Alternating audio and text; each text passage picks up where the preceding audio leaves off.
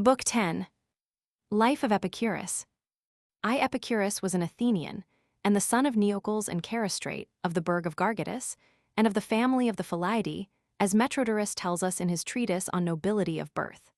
Some writers, and among them Heraclides in his abridgment of Solon, say that as the Athenians had colonized Samos, he was brought up there, and came to Athens in his 18th year, while Xenocrates was president of the academy and Aristotle at Chalcis. But after the death of Alexander, the Macedonian, when the Athenians were driven out of Samos by Perdiccas, Epicurus went to Colophon to his father. Roman 2. And when he had spent some time there and collected some disciples, he again returned to Athens in the time of Anaxicrates, and for some time studied philosophy, mingling with the rest of the philosophers. But subsequently, he somehow or other established the school which was called after his name. And he used to say that he began to study philosophy when he was 14 years of age. But Apollodorus, the Epicurean, in the first book of his account of the life of Epicurus, says that he came to the study of philosophy, having conceived a great contempt for the grammarians, because they could not explain to him the statements in Hesiod respecting chaos.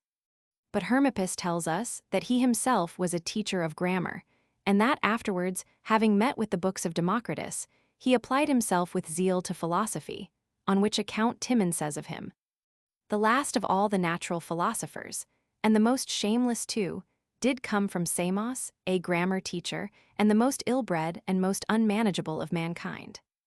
And he had for his companions in his philosophical studies his three brothers, Neocles, Charidemus, and Aristobulus, who were excited by his exhortations, as Philodmus, the Epicurean, relates in the 10th book of the Classification of Philosophers. He had also a slave, whose name was Mus, as Myronianus tells us in his similar historical chapters. Roman 3. But Diotimus, the Stoic, was very hostile to him, and calumniated him in a most bitter manner, publishing 50 obscene letters and attributing them to Epicurus, and also giving him the credit of the letters, which generally go under the name of Chrysippus. And Posidonius, the Stoic, and Nicolaus and Sotion in the 12th of these books, which are entitled the Refutations of Diocles, of which there are altogether 24 volumes, and Dionysius of Halicarnassus have also attacked him with great severity. For they say that he used to accompany his mother when she went about the small cottages, performing purifications, and that he used to read the formula, and that he used also to keep a school with his father at very low terms. Also that he, as well as one of his brothers, was a most profligate man in his morals, and that he used to live with Leontium, the courtesan.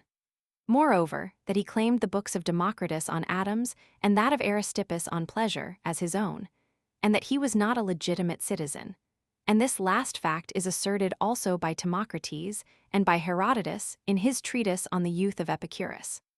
They also say that he used to flatter Mithras, the steward of Lysimachus, in a disgraceful manner, calling him in his letters Paean and king, and also that he flattered Idomeneus and Herodotus and Timocrates, who had revealed all his secret practices, and that he flattered them on this very account.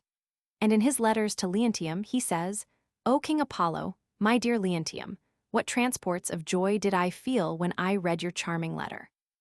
And to Themista, the wife of Leontius, he writes, "I am ready and prepared, if you do not come to me, to roll myself to wherever you and Themista invite me."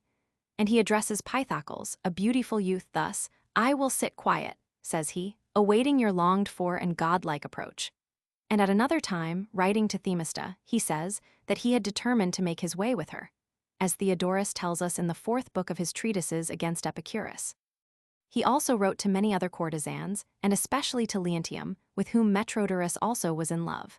And in his treatise on the chief good, he writes thus, "For I do not know what I can consider good, if I put out of sight the pleasures which arise from favors, and those which are derived from amatory pleasures, and from music, and from the contemplation of beauty."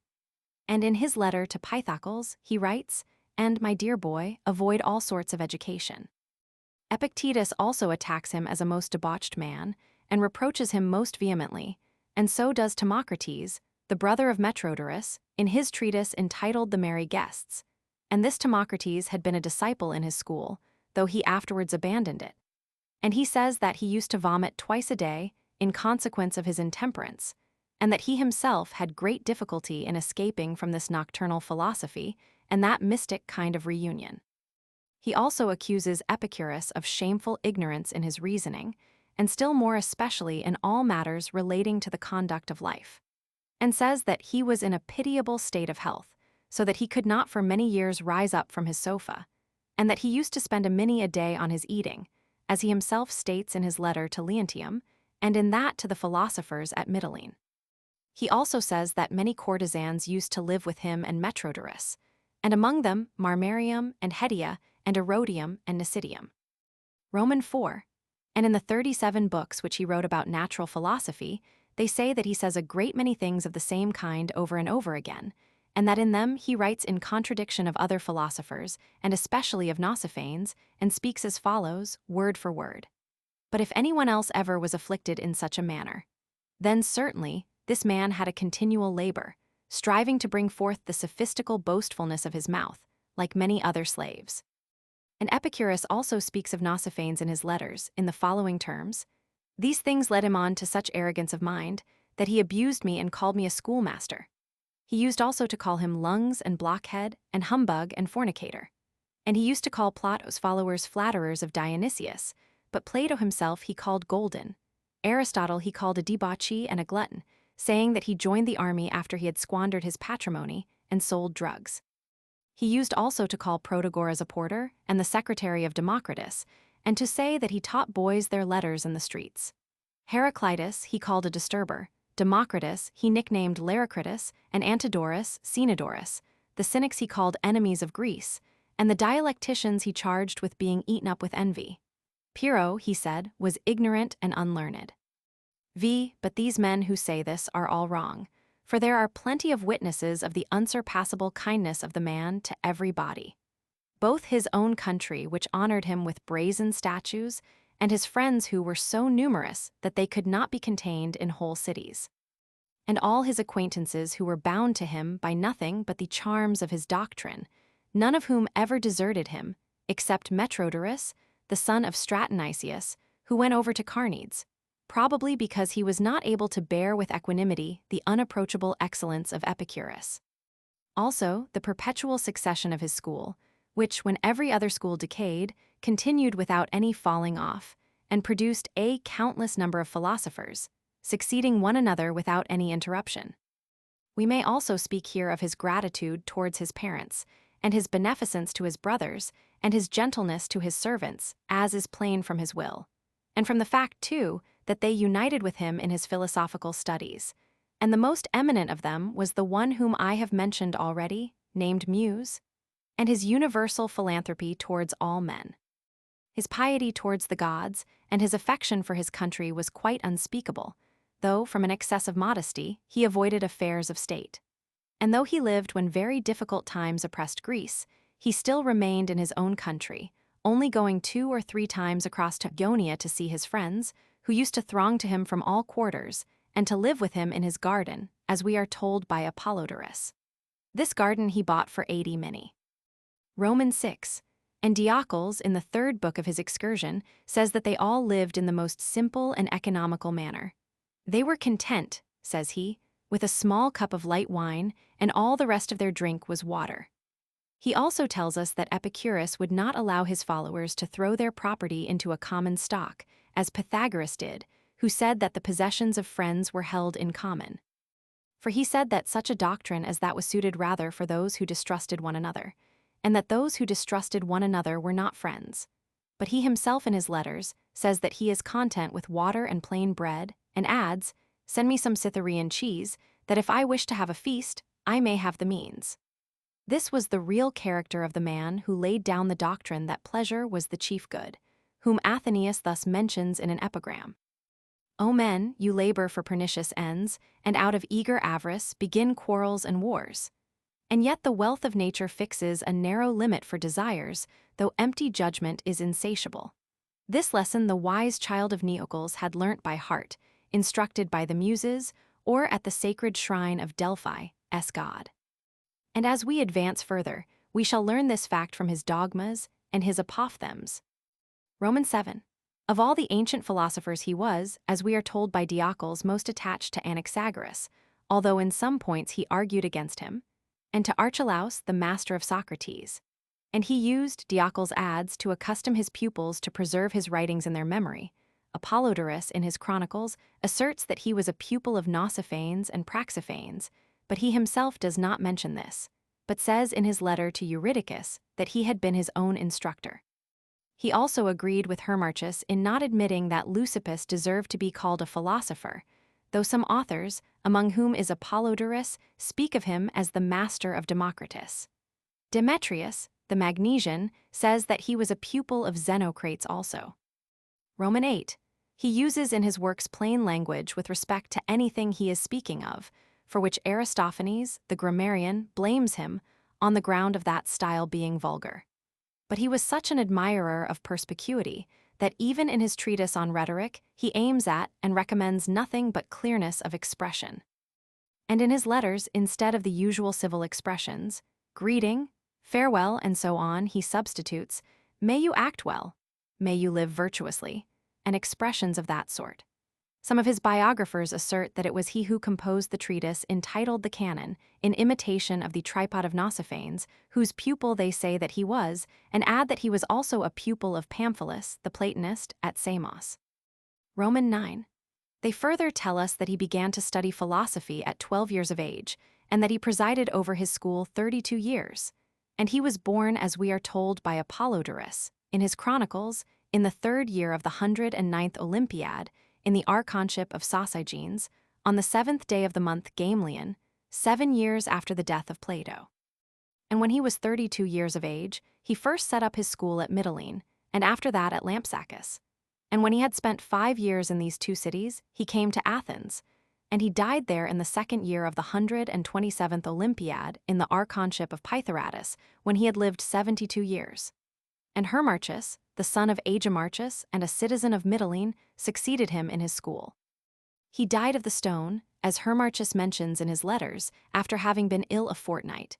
And at the end of the fortnight, Hermippus says that he went into a brazen bath, properly tempered with warm water, and asked for a cup of pure wine and drank it, and having recommended his friends to remember his doctrines, he expired. And there is an epigram of ours on him, couched in the following language. Now, fare ye well, remember all my words. This was the dying charge of Epicurus. Then to the bath he went, and drank some wine, and sank beneath the cold embrace of Pluto. Such was the life of the man, and such was his death. And he made his will in the following terms. According to this my will, I give all my possessions to Ammonomachus, of Bate, the son of Philocrates, and to Timocrates of Potamos, the son of Demetrius, according to the deed of gift to each, which is deposited in the temple of Cybele, on condition that they make over my garden and all that is attached to it to Hermarchus of Mytilene, the son of Agemarchus. And to those who study philosophy with him, and to whomsoever Hermarchus leaves as his successors in his school, that they may abide and dwell in it, in the study and practice of philosophy. And I give it also to all those who philosophize according to my doctrines, that they may, to the best of their ability, maintain my school which exists in my garden, in concert with Ammonomachus and Timocrates. And I enjoin their heirs to do the same in the most perfect and secure manner that they can, so that they also may maintain my garden, as those also shall to whom my immediate successors hand it down.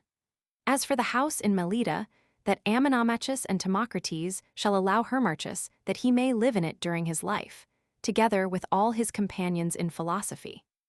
Out of the income which is derived from that property, which is here bequeathed by me to Ammonomachus and Timocrates, I will that they, consulting with Hermarchus, shall arrange in the best manner possible the offerings to the Manes in honor of the memory of my father, and mother, and brothers, and myself, and that my birthday may be kept as it has been in the habit of being kept, on the 10th day of the month Gamliel, and that the reunion of all the philosophers of our school, established in honor of Metrodorus and myself, may take place on the 20th day of every month.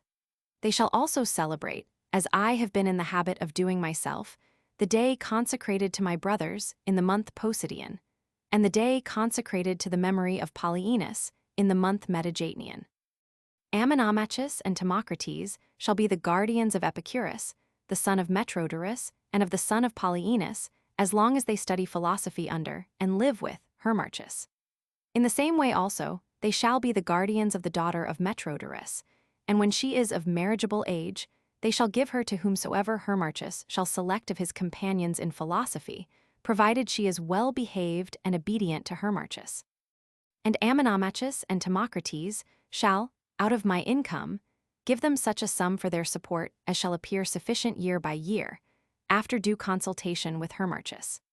And they shall associate Hermarchus with themselves in the management of my revenues, in order that everything may be done with the approval of that man who has grown old with me in the study of philosophy, and who is now left as the president of all those who have studied philosophy with us.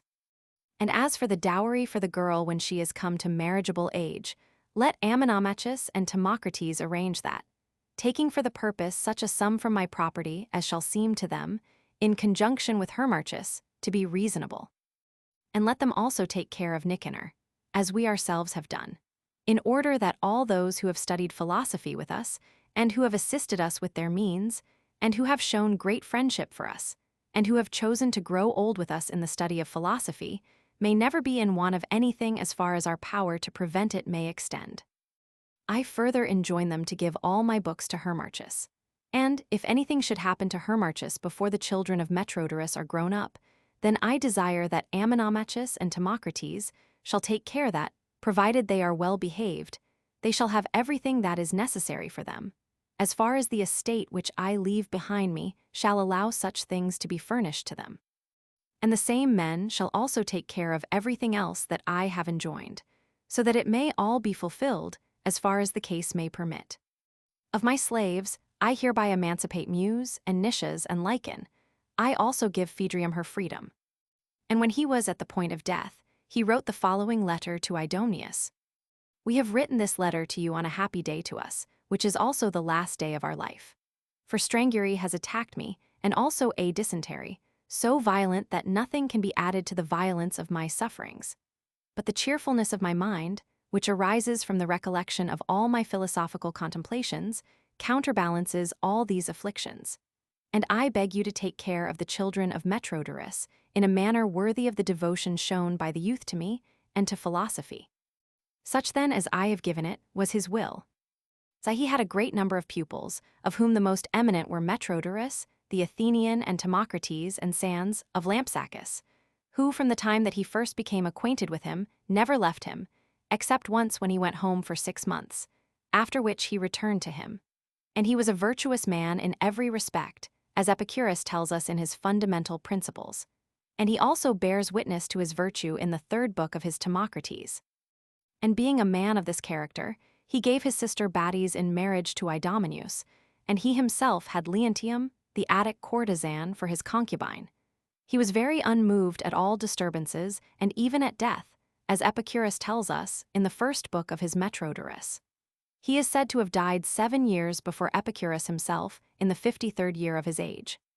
And Epicurus himself, in the will which I have given above, gives many charges about the guardianship of his children, showing by this that he had been dead some time.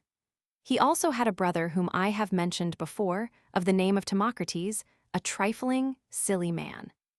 The writings of Metrodorus are these: 3 books addressed to the physicians, 1 essay on the sensations, 1 addressed to Timocrates, 1 on magnanimity, 1 on the illness of Epicurus, 1 addressed to the dialecticians, 1 against the 9 sophists, 1 on the road to wisdom, 1 on change, 1 on riches, 1 against Democritus, 1 on nobility of birth. Roman 12. Likewise Polyaenus of Lampsacus, the son of Athenodorus, was a man of mild and friendly manners, as Philodmus particularly assures us. Roman 13. And his successor was Hermarchus, of Mytilene, the son of Agemarchus, a poor man, and his favorite pursuit was rhetoric. And the following excellent works of his are extant: 22 books of letters about Empedocles, an essay on mathematics, a treatise against Plato, another against Aristotle, and he died of paralysis, being a most eminent man. Roman 14. There was also Leontius of Lampsacus and his wife Themista, to whom Epicurus wrote. Roman 15. There were also Calotes and Idomeneus, and these also were natives of Lampsacus. And among the most eminent philosophers of the school of Epicurus were Polystratus, who succeeded Hermarchus, and Dionysius, who succeeded him, and Basilides, who succeeded him. Likewise Apollodorus, who was nicknamed the tyrant of the gardens, Cap Eta Pi Omicron Tau Upsilon Rho Alpha Nu Nu Omicron Sigma, was a very eminent man and wrote more than 400 books. And there were the two Ptolemies of Alexandria, Ptolemy the Black and Ptolemy the Fair.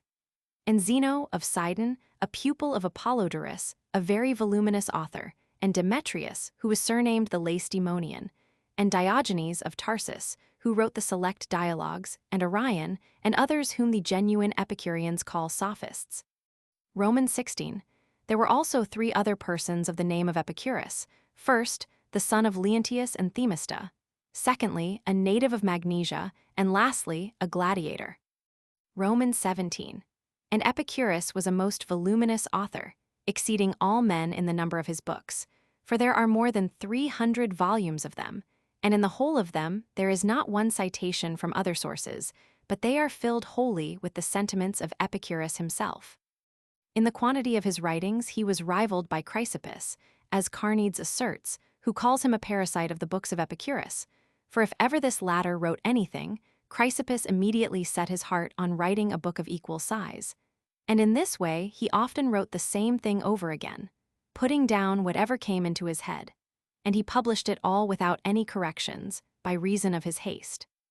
And he quotes such numbers of testimonies from other authors, that his books are entirely filled with them alone, as one may find also in the works of Aristotle and Zeno.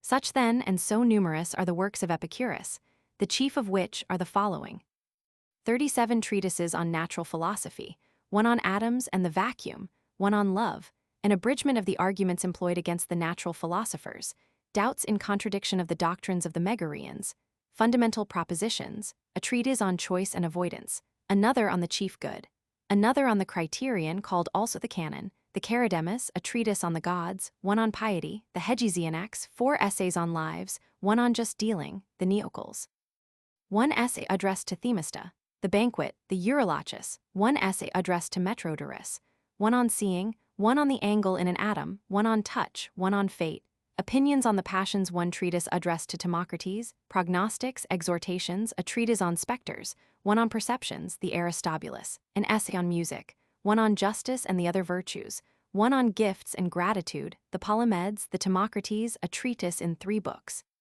the Metrodorus in 5 books, the Antidorus in 2 books, opinions about the south winds, a treatise addressed to Mithras, the Callistolas, an essay on kingly power, the Anaximenes, letters. Roman 18. And I will endeavor to give an abridgment of the doctrines contained in these works, as it may be agreeable, quoting 3 letters of his, in which he has made a sort of epitome of all his philosophy. I will also give his fundamental and peculiar opinions, and any apophthegms which he uttered which appear worthy of being selected, so that you may be thoroughly acquainted with the man, and may also judge that I understand him. Now the first letter is one that he wrote to Herodotus, on the subject of natural philosophy. The second is one that he wrote to Pythocles, which is about the heavenly bodies. The third is addressed to Menocius, and in that there are contained the discussions about lives. We must now begin with the first, after having said a little by way of preface concerning the divisions of philosophy which he adopted. Roman 19. Now he divides philosophy into 3 parts, the canonical, the physical, and the ethical. The canonical, which serves as an introduction to science, is contained in the single treatise which is called the canon. The physical embraces the whole range of speculation on subjects of natural philosophy and is contained in the 37 books on nature, and in the letters again it is discussed in an elementary manner. The ethical contains the discussions on choice and avoidance, and is comprised in the books about lives, and in some of the letters, and in the treatise on the chief good. Accordingly, most people are in the habit of combining the canonical division with the physical, and then they designate the whole under the names of the criterion of the truth and a discussion on principles and elements. And they say that the physical division is conversant about production and destruction and nature, and that the ethical division has reference to the objects of choice and avoidance and lives and the chief good of mankind.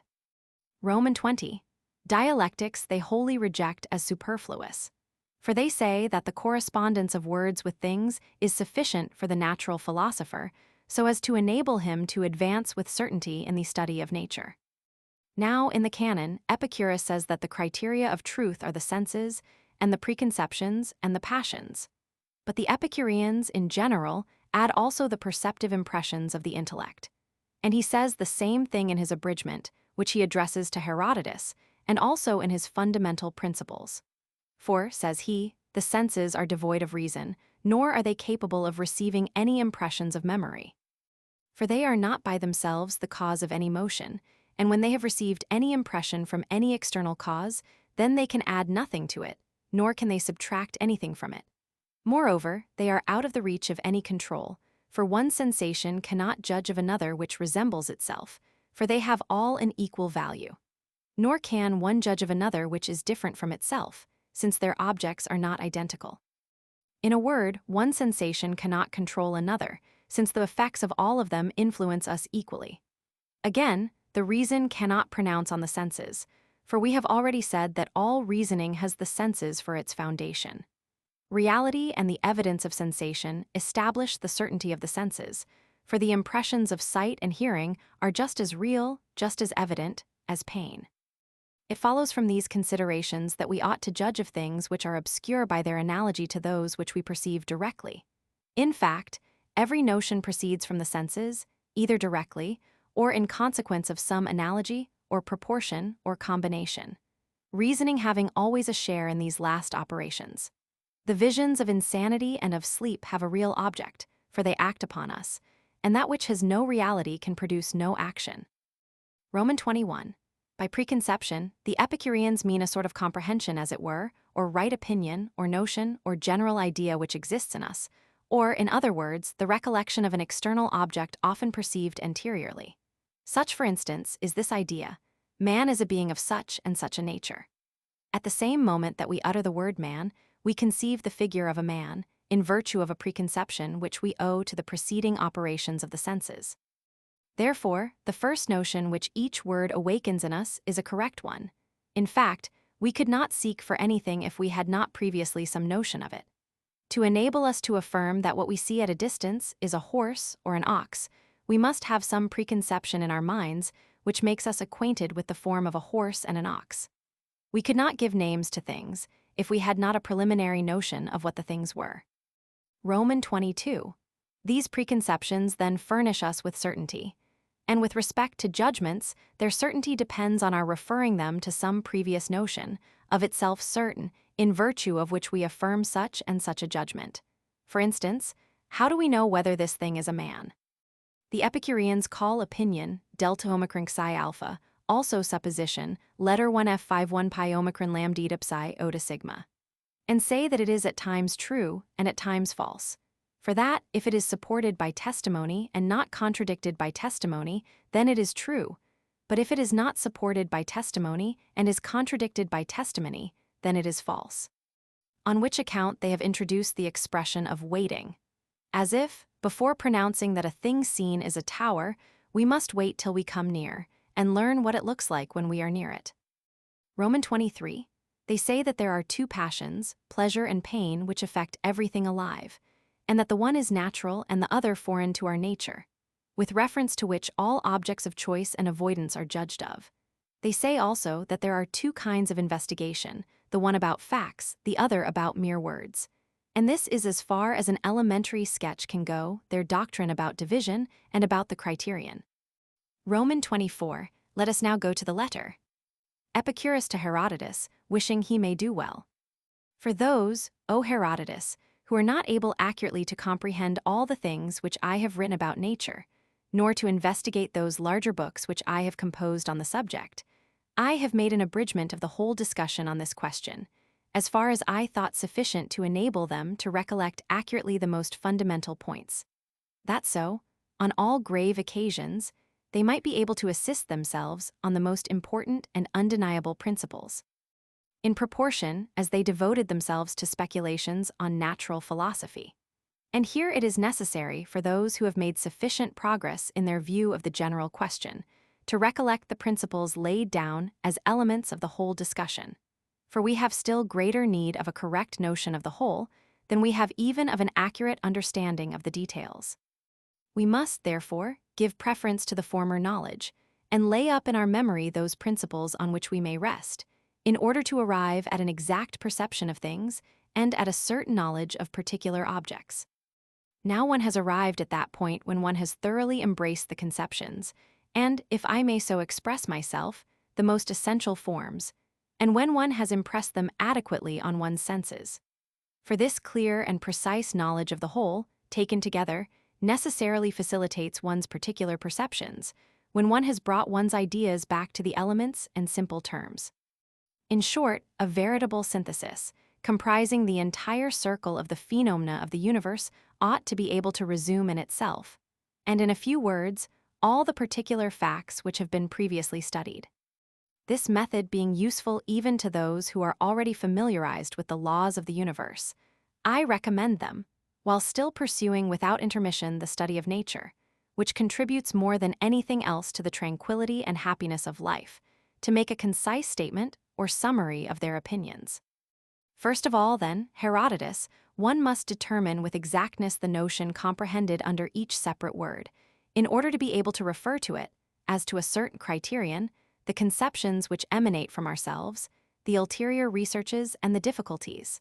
Otherwise the judgment has no foundation. One goes on from demonstration to demonstration ad infinitum, or else one gains nothing beyond mere words. In fact, it is absolutely necessary that in every word we should perceive directly, and without the assistance of any demonstration, the fundamental notion which it expresses, if we wish to have any foundation to which we may refer our researches, our difficulties, and our personal judgments, whatever in other respects may be the criterion which we adopt, whether we take as our standard the impressions produced on our senses or the actual impression in general, or whether we cling to the idea by itself or to any other criterion. We must also note carefully the impressions which we receive in the presence of objects, in order to bring ourselves back to that point in the circumstances in which it is necessary to suspend the judgment, or even when the question is about things, the evidence of which is not immediately perceived. When these foundations are once laid, we may pass to the study of those things, the evidence of which is not immediate. And first of all, we must admit that nothing can come of that which does not exist.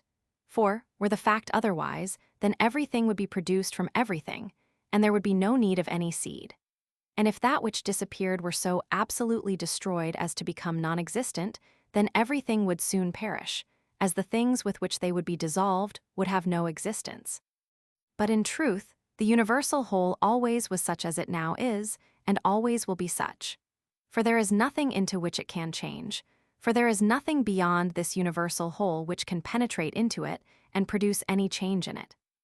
And Epicurus establishes the same principles at the beginning of the Great Abridgment, and in the first book of his treatise on nature. Now the universal whole is a body, for our senses bear us witness in every case that bodies have a real existence, and the evidence of the senses, as I have said before, ought to be the rule of our reasonings about everything which is not directly perceived. Otherwise, if that which we call the vacuum, or space, or intangible nature had not a real existence, there would be nothing on which the bodies could be contained, or across which they could move, as we see that they really do move. Let us add to this reflection that one cannot conceive, either in virtue of perception, or of any analogy founded on perception, any general quality peculiar to all beings which is not either an attribute, or an accident of the body, or of the vacuum. The same principles are laid down in the first, and 14th, and 15th book of the treatise on nature, and also in the Great Abridgment. Now of bodies, some are combinations, and some the elements out of which these combinations are formed. These last are indivisible, and protected from every kind of transformation. Otherwise, everything would be resolved into non-existence. They exist by their own force, in the midst of the dissolution of the combined bodies, being absolutely full, and as such offering no handle for destruction to take hold of. It follows, therefore, as a matter of absolute necessity, that the principles of things must be corporeal, indivisible elements. The universe is infinite, For that which is finite has an extreme, and that which has an extreme is looked at in relation to something else. Consequently, that which has not an extreme has no boundary, and if it has no boundary, it must be infinite and not terminated by any limit. The universe, then, is infinite, both with reference to the quantity of bodies of which it is made up and to the magnitude of the vacuum. For if the vacuum were infinite, the bodies being finite, then the bodies would not be able to rest in any place. They would be transported about, scattered across the infinite vacuum for want of any power to steady themselves, or to keep one another in their places by mutual repulsion. If, on the other hand, the vacuum were finite, the bodies being infinite, then the bodies clearly could never be contained in the vacuum. Again, the atoms which form the bodies, these full elements from which the combined bodies come, and into which they resolve themselves, assume an incalculable variety of forms, for the numerous differences which the bodies present cannot possibly result from an aggregate of the same forms. Each variety of forms contains an infinity of atoms, but there is not for that reason an infinity of atoms. It is only the number of them which is beyond all calculation. Epicurus adds, a little lower down, that divisibility ad infinitum is impossible. For, says he, the only things which change are the qualities. Unless, indeed, one wishes to proceed from division to division, till one arrives absolutely at infinite littleness. The atoms are in a continual state of motion. He says, farther on, that they move with an equal rapidity from all eternity, since the vacuum offers no more resistance to the lightest than it does to the heaviest. Among the atoms, some are separated by great distances, others come very near to one another in the formation of combined bodies, or at times are enveloped by others which are combining. But in this latter case they, nevertheless, preserve their own peculiar motion, thanks to the nature of the vacuum, which separates the one from the other, and yet offers them no resistance. The solidity which they possess causes them, while knocking against one another, to react the one upon the other, till at last the repeated shocks bring on the dissolution of the combined body, and for all this there is no external cause, the atoms and the vacuum being the only causes. He says, further on, that the atoms have no peculiar quality of their own, except from magnitude and weight. As to color, he says in the 12th book of his Principia that it varies according to the position of the atoms. Moreover, he does not attribute to the atoms any kind of dimensions, and accordingly, no atom has ever been perceived by the senses. But this expression, if people only recollect what is here said, will by itself offer to the thoughts a sufficient image of the nature of things. But again, the worlds also are infinite, whether they resemble this one of ours or whether they are different from it. For as the atoms are, as to their number, infinite, as I have proved above, they necessarily move about at immense distances. For besides, this infinite multitude of atoms of which the world is formed or by which it is produced could not be entirely absorbed by one single world, nor even by any worlds, the number of which was limited, whether we suppose them like this world of ours or different from it. There is therefore no fact inconsistent with an infinity of worlds. Moreover, there are images resembling, as far as their form goes, the solid bodies which we see, but which differ materially from them in the thinness of their substance. In fact, it is not impossible, but that there may be in space some secretions of this kind, and an aptitude to form surfaces without depth, and of an extreme thinness, or else that from the solids there may emanate some particles which preserve the connection, the disposition, and the motion which they had in the body. I give the name of images to these representations, and indeed their movement through the vacuum taking place, without meeting any obstacle or hindrance, perfects all imaginable extent in an inconceivable moment of time. For it is the meeting of obstacles, or the absence of obstacles, which produces the rapidity or the slowness of their motion. At all events, a body in motion does not find itself, at any moment imaginable, in two places at the same time. That is quite inconceivable. From whatever point of infinity, it arrives at some appreciable moment, and whatever may be the spot in its course in which we perceive its motion, it has evidently quitted that spot at the moment of our thought. For this motion, which, as we have admitted up to this point, encounters no obstacle to its rapidity, is wholly in the same condition as that the rapidity of which is diminished by the shock of some resistance. It is useful also to retain this principle, and to know that the images have an incomparable thinness, which fact indeed is in no respect contradicted by sensible appearances, from which it follows that their rapidity also is incomparable, for they find everywhere an easy passage, and besides, their infinite smallness causes them to experience no shock, or at all events to experience but a very slight one, while an infinite multitude of elements very soon encounter some resistance. One must not forget that the production of images is simultaneous with the thought, for from the surface of the bodies images of this kind are continually flowing off in an insensible manner indeed, because they are immediately replaced. They preserve for a long time the same disposition, and the same arrangement that the atoms do in the solid body, although, notwithstanding, their form may be sometimes altered. The direct production of images in space is equally instantaneous, because these images are only light substances destitute of depth. But there are other manners in which natures of this kind are produced, for there is nothing in all this which at all contradicts the senses, if one only considers in what way the senses are exercised, and if one is inclined to explain the relation which is established between external objects and ourselves.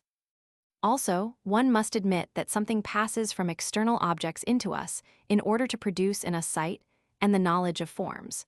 For it is difficult to conceive that external objects can affect us through the medium of the air which is between us and them, or by means of rays, whatever emissions proceed from us to them, so as to give us an impression of their form and color.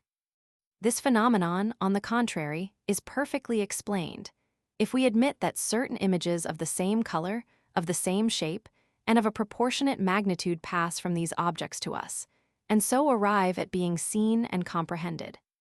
These images are animated by an exceeding rapidity, and, as on the other side, the solid object forming a compact mass, and comprising a vast quantity of atoms, emits always the same quantity of particles, the vision is continued, and only produces in us one single perception, which preserves always the same relation to the object. Every conception, every sensible perception which bears upon the form or the other attributes of these images, is only the same form of the solid perceived directly, either in virtue of a sort of actual and continued condensation of the image, or in consequence of the traces which it has left in us. Error and false judgments always depend upon the supposition that a preconceived idea will be confirmed, or at all events will not be overturned, by evidence. Then, when it is not confirmed, we form our judgment in virtue of a sort of initiation of the thoughts connected. It is true with the perception, and with a direct representation, but still connected also with a conception peculiar to ourselves, which is the parent of error. In fact, the representations which intelligence reflects like a mirror, whether one perceives them in a dream, or by any other conceptions of the intellect, or of any other of the criteria, can never resemble the objects that one calls real and true, unless there were objects of this kind perceived directly.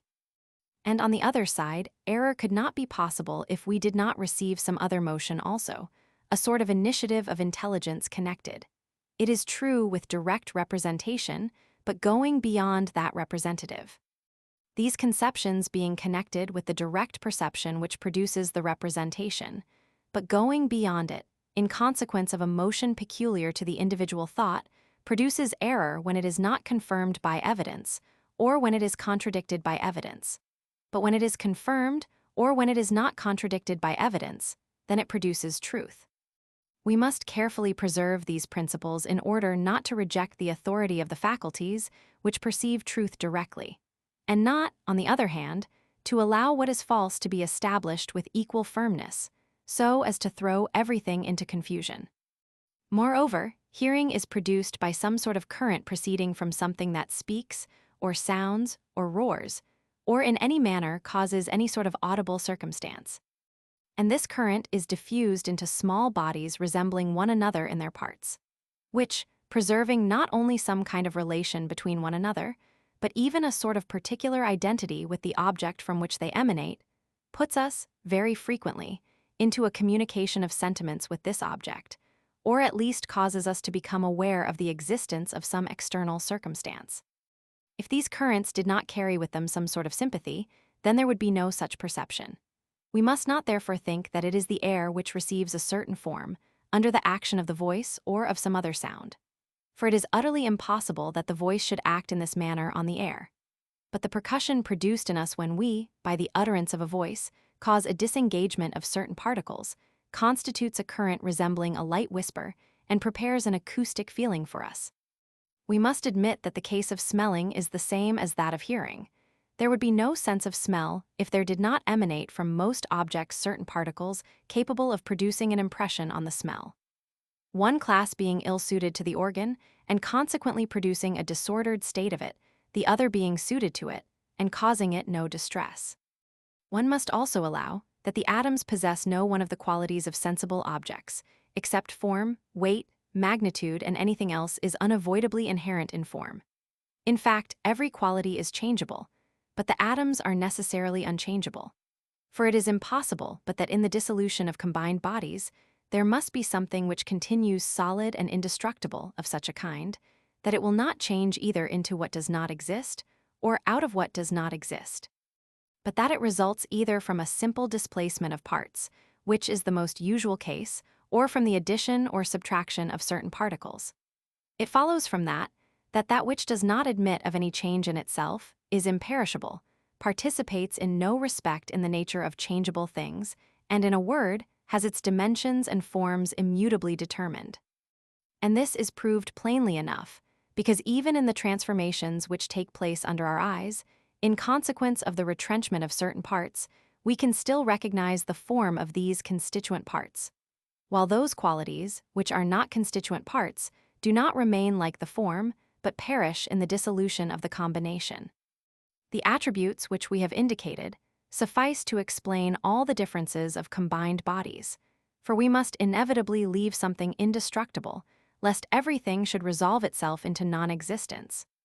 However, one must not believe that every kind of magnitude exists in atoms, lest we find ourselves contradicted by phenomena. But we must admit that there are atoms of different magnitude, because, as that is the case, it is then more easy to explain the impressions and sensations. At all events, I repeat, it is not necessary for the purpose of explaining the differences of the qualities to attribute to atoms every kind of magnitude. We must not suppose either that an atom can become visible to us, for first of all, one does not see that that is the case, and besides, one cannot even conceive how an atom is to become visible. Besides, we must not believe that in a finite body there are particles of every sort, infinite in number. Consequently, one must not only reject the doctrine of infinite divisibility in parcels smaller and smaller, lest we should be reducing everything to nothing, and find ourselves forced to admit that in a mass composed of a crowd of elements, existence can reduce itself to non-existence. But one cannot even suppose that a finite object can be susceptible of transformations ad infinitum, or even of transformation into smaller objects than itself.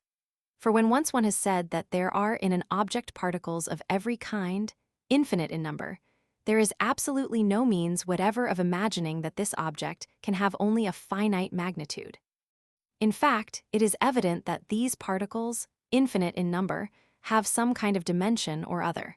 And whatever this dimension may be in other respects, the objects which are composed of it will have an infinite magnitude.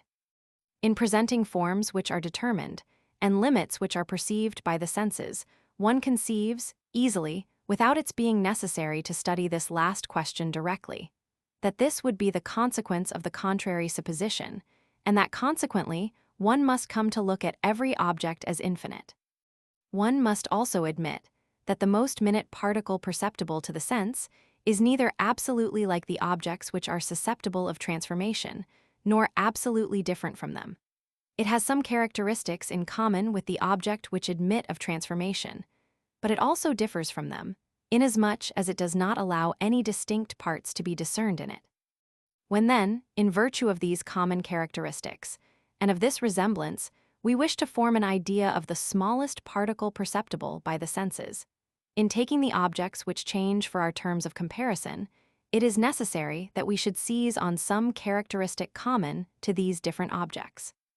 In this way, we examine them successively, from the first to the last, not by themselves, nor as composed of parts in juxtaposition, but only in their extent. In other words, we consider the magnitudes by themselves, and in an abstract manner, inasmuch as they measure, the greater a greater extent, and the smaller a smaller extent. This analogy applies to the atom, as far as we consider it as having the smallest dimensions possible. Evidently, by its minuteness, it differs from all sensible objects. Still, this analogy is applicable to it. In a word, we establish by this comparison that the atom really has some extent, but we exclude all considerable dimensions for the sake of only investing it with the smallest proportions. We must also admit, in taking for our guide, the reasoning which discourses to us things which are invisible to the senses, that the most minute magnitudes, those which are not compound magnitudes, and which from the limit of sensible extent, are the first measure of the other magnitudes which are only called greater or less in their relation to the others.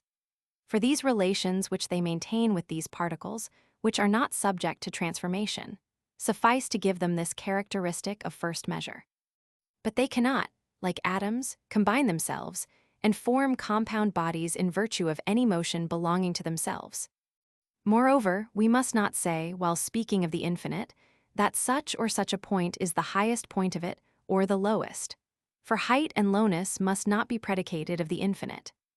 We know, in reality, that if, wishing to determine the infinite, we conceive a point above our head, this point, whatever it may be, will never appear to us to have the character in question. Otherwise, that which would be situated above the point so conceived as the limit of the infinite would be at the same moment, and by virtue of its relation to the same point, both high and low, and this is impossible to imagine. It follows that thought can only conceive that one single movement of transference from low to high ad infinitum, and one single movement from high to low. From low to high, when even the object in motion, going from us to the places situated above our heads, meets 10,000 times with the feet of those who are above us. And from high to low, when in the same way it advances towards the heads of those who are below us. For these two movements, looked at by themselves and in their whole, are conceived as really opposed the one to the other, in their progress towards the infinite. Moreover, all the atoms are necessarily animated by the same rapidity when they move across the vacuum or when no obstacle thwarts them. For why should heavy atoms have a more rapid movement than those which are small and light, since in no quarter do they encounter any obstacle? Why, on the other hand, should the small atoms have a rapidity superior to that of the large ones, since both the one and the other find everywhere an easy passage, from the very moment that no obstacle intervenes to thwart their movements? Movement from low to high, horizontal movement to and fro, in virtue of the reciprocal percussion of the atoms, movement downwards, in virtue of their weight, will be all equal. For in whatever sense the atom moves, it must have a movement as rapid as the thought, till the moment when it is repelled, in virtue of some external cause, or of its own proper weight, by the shock of some object which resists it. Again, even in the compound bodies, one atom does not move more rapidly than another.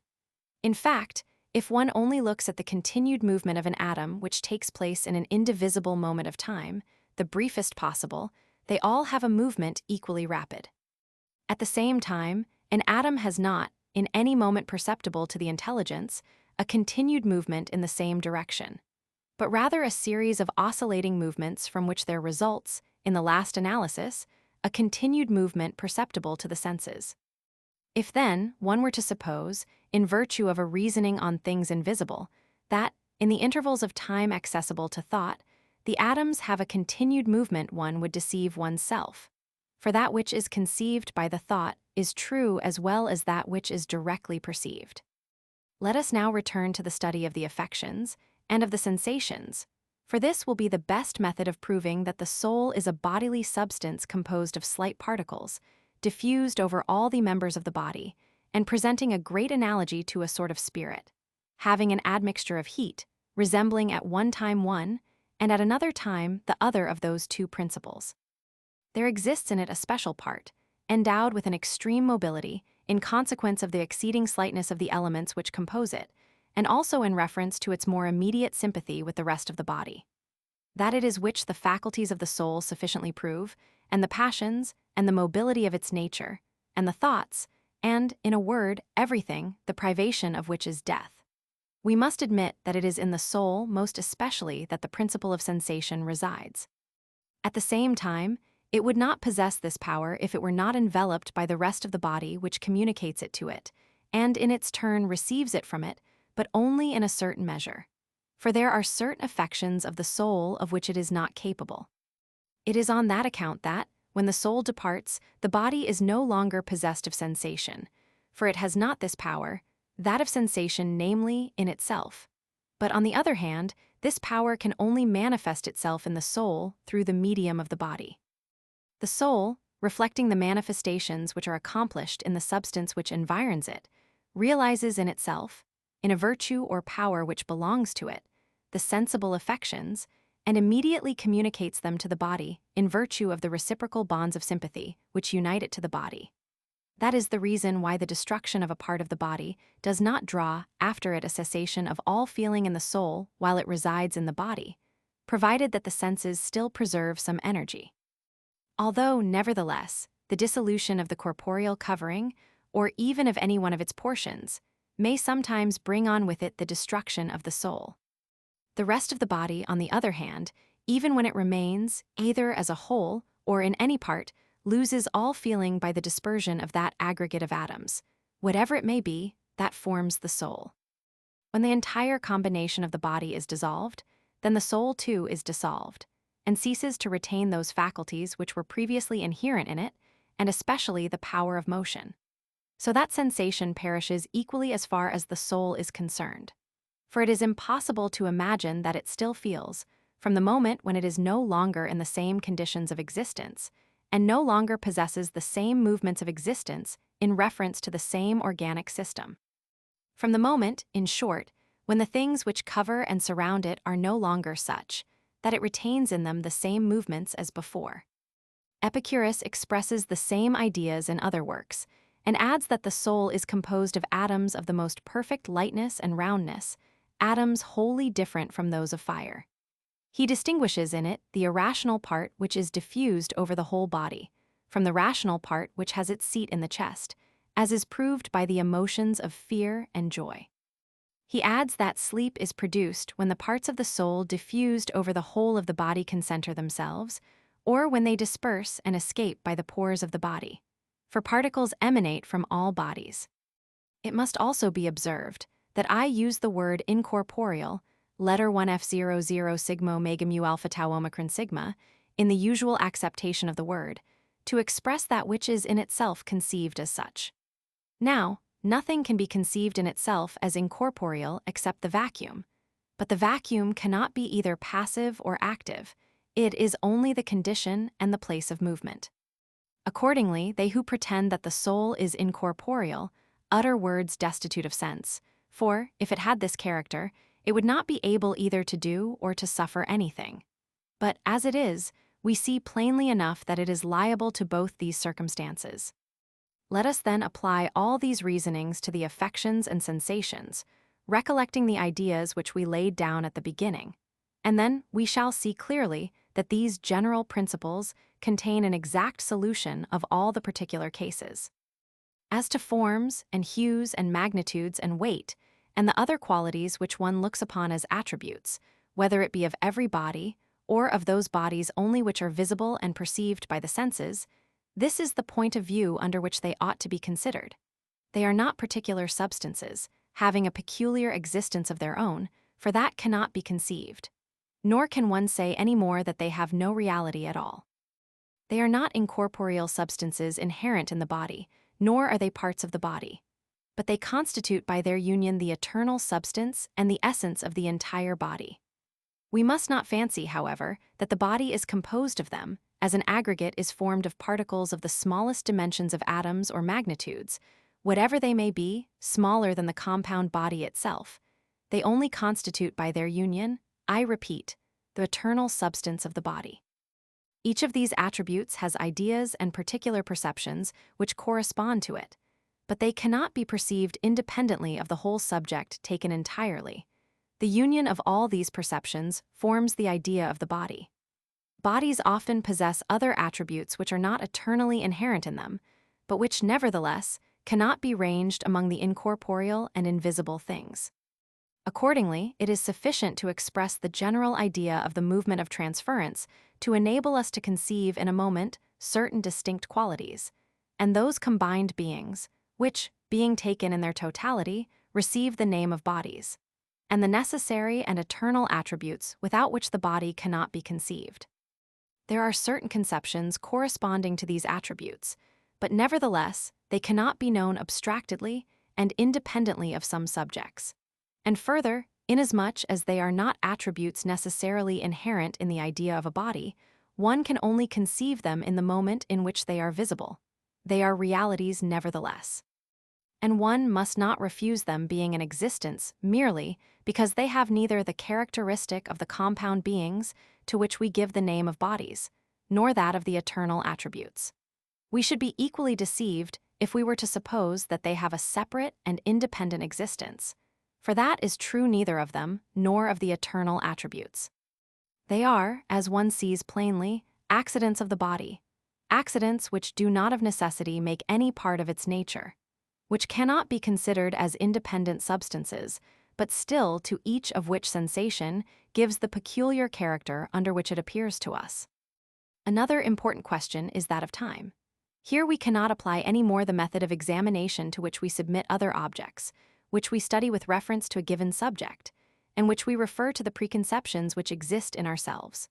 We must seize, by analogy, and going round the whole circle of things comprised under this general denomination of time, we must seize, I say, that essential character which causes us to say that a time is long or short.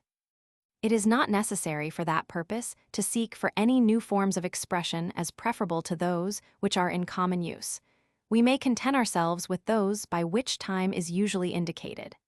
Nor need we, as certain philosophers do, affirm any particular attribute of time, for that would be to suppose that its essence is the same as that of this attribute.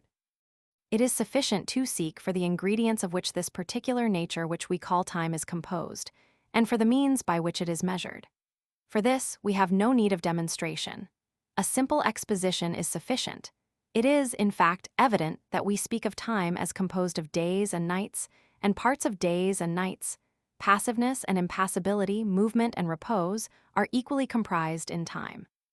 In short, it is evident that in connection with these different states, we conceive a particular property to which we give the name of time. Epicurus lays down the same principles in the second book of his treatise on nature, and in his great abridgment. It is from the infinite that the worlds are derived, and all the finite aggregates which present numerous analogies with the things which we observe under our own eyes. Each of these objects, great and small, has been separated from the infinite by a movement peculiar to itself. On the other hand, all these bodies will be successively destroyed, some more, and others less rapidly, some under the influence of one cause, and others because of the agency of some other. It is evident, after this, that Epicurus regards the worlds as perishable, since he admits that their parts are capable of transformation. He also says in other places that the earth rests suspended in the air. We must not believe that the worlds have of necessity all one identical form.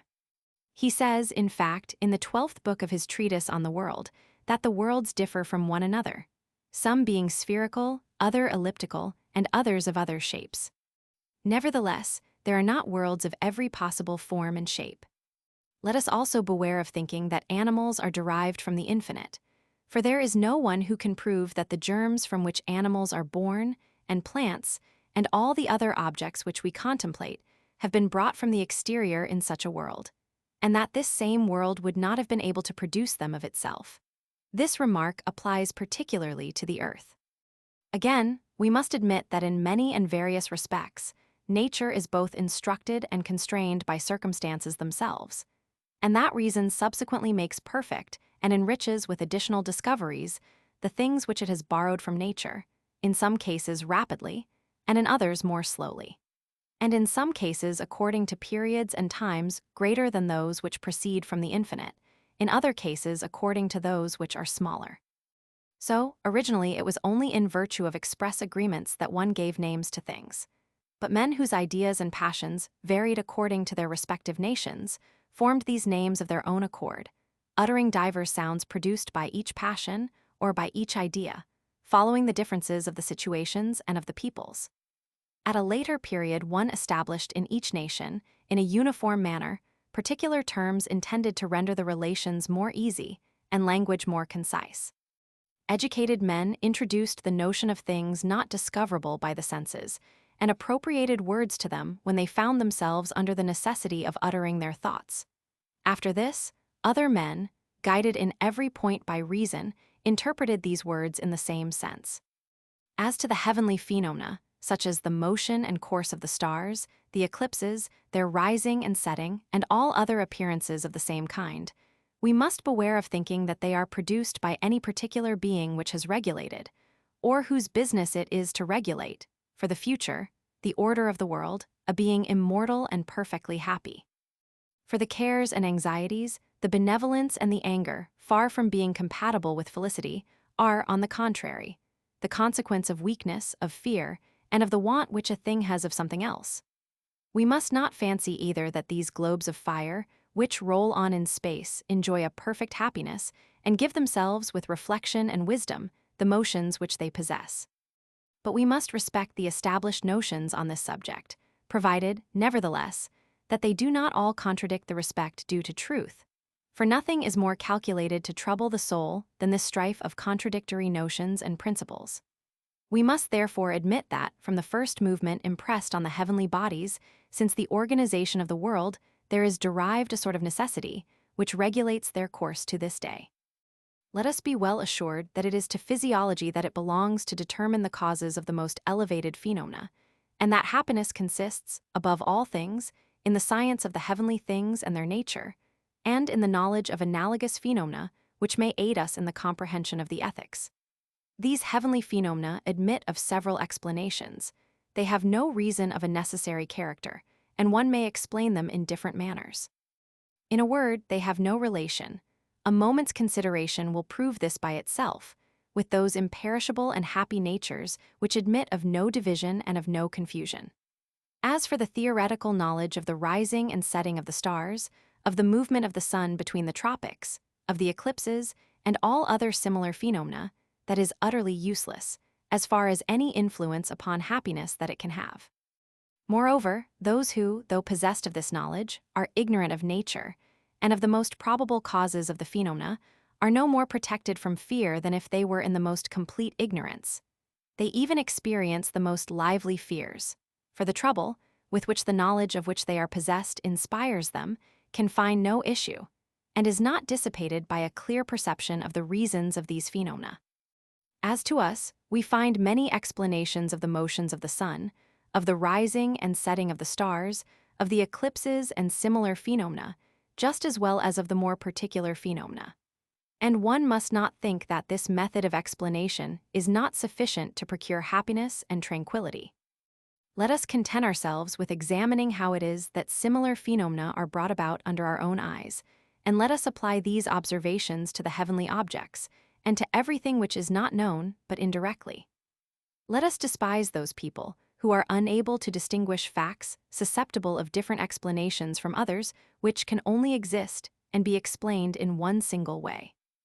Let us disdain those men who do not know, by means of the different images which result from distance, how to give an account of the different appearances of things, who, in a word, are ignorant what are the objects which can excite any trouble in us.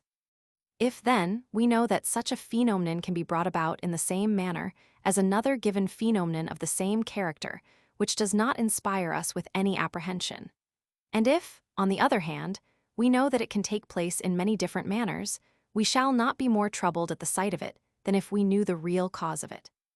We must also recollect that that which principally contributes to trouble the spirit of men is the persuasion which they cherish that the stars are beings imperishable and perfectly happy, and that then one's thoughts and actions are in contradiction to the will of these superior beings. They also, being deluded by these fables, apprehend an eternity of evils. They fear the insensibility of death, as that could affect them. What do I say? It is not even belief, but inconsiderateness and blindness which govern them in everything, to such a degree that, not calculating these fears, they are just as much troubled as if they had really faith in these vain phantoms. And the real freedom from this kind of trouble consists in being emancipated from all these things, and in preserving the recollection of all the principles which we have established, especially of the most essential of them. Accordingly, it is well to pay a scrupulous attention to existing phenomena and to the sensations, to the general sensations for general things, and to the particular sensations for particular things. In a word, we must take note of this, the immediate evidence with which each of these judicial faculties furnishes us. For, if we attend to these points, namely, whence confusion and fear arise, we shall divine the causes correctly, and we shall deliver ourselves from those feelings, tracing back the heavenly phenomena to their causes, and also all the others which present themselves at every step, and inspire the common people with extreme terror. This, Herodotus, is a kind of summary and abridgment of the whole question of natural philosophy. So that, if this reasoning be allowed to be valid, and be preserved carefully in the memory, the man who allows himself to be influenced by it, even though he may not descend to a profound study of its details, will have a great superiority of character over other men. He will personally discover a great number of truths which I have myself set forth in my entire work, and these truths being stored in his memory will be a constant assistance to him. By means of these principles, those who have descended into the details and have studied the question sufficiently will be able, in bringing in all their particular knowledge to bear on the general subject, to run over without difficulty almost the entire circle of the natural philosophy. Those, on the other hand, who are not yet arrived at perfection, and who have not been able to hear me lecture on these subjects, will be able in their minds to run over the main of the essential notions, and to derive assistance from them for the tranquility and happiness of life. This, then, is his letter on physics. Roman 25, about the heavenly bodies he writes thus: Epicurus to Pythocles, wishing he may do well. Cleon has brought me your letter, in which you continue to evince towards me an affection worthy of the friendship which I have for you. You devote all your care, you tell me, to engraving in your memory those ideas which contribute to the happiness of life. And you entreat me at the same time to send you a simple abridgment and abstract of my ideas on the heavenly phenomena, in order that you may without difficulty preserve the recollection of them. For, say you, what I have written on this subject in my other works is difficult to recollect, even with continual study. I willingly yield to your desire, and I have good hope that in fulfilling what you ask, I shall be useful too to many others, especially to those who are as yet novices in the real knowledge of nature, and to those to whom the perplexities and the ordinary affairs of life leave but little leisure. Be careful then to seize on those precepts thoroughly, engrave them deeply in your memory, and meditate on them with the abridgment addressed to Herodotus, which I also send you. Know then that it is with the knowledge of the heavenly phenomena, both with those which are spoken of in contact with one another, and of those which have a spontaneous existence, as with every other science. It is no other aim but that freedom from anxiety and that calmness which is derived from a firm belief. It is not good to desire what is impossible, and to endeavor to enunciate a uniform theory about everything. Accordingly, we ought not here to adopt the method, which we have followed in our researches into ethics or in the solution of problems of natural philosophy. We there said, for instance, that there are no other things except bodies and the vacuum, that the atoms are the principles of things, and so of the rest. In a word, we gave a precise and simple explanation of every fact, conformable to appearances. We cannot act in the same way with respect to the heavenly phenomena. These productions may depend upon several different causes, and we may give many different explanations on this subject, equally agreeing with the impressions of the senses. Besides, it is not here a question about reasoning on new principles, and of laying down, a priori, rules for the interpretation of nature. The only guides for us to follow are the appearances themselves, for that which we have in view is not a set of systems and vain opinions, but much rather a life exempt from every kind of disquietude. The heavenly phenomena do not inspire those who give different explanations of them, conformable with appearances, instead of explaining them by hypothesis, with any alarm. But if, abandoning hypothesis, one at the same time renounces the attempt to explain them by means of analogies founded on appearances, then one is placing one's self altogether at a distance from the science of nature, in order to fall into fables. It is possible that the heavenly phenomena may present some apparent characters, which appear to assimilate them to those phenomena, which we see taking place around ourselves, without there being any real analogy at the bottom. For the heavenly phenomena may depend for their production on many different causes. Nevertheless, we must observe the appearances presented by each, and we must distinguish the different circumstances which attach to them, and which can be explained in different manners by means of analogous phenomena which arise under our eyes. The world is a collection of things embraced by the heaven, containing the stars, the earth, and all visible objects. This collection, separated from the infinite, is terminated by an extremity, which is either rare or dense or revolving or in a state of repose, or of a round or triangular, or of some shape or other in fact. For it may be of any shape, the dissolution of which must bring the destruction of everything which they embrace. In fact, it can take place in every sort of way, since there is not one of those things which are seen which testifies against this world in which we cannot detect any extremity.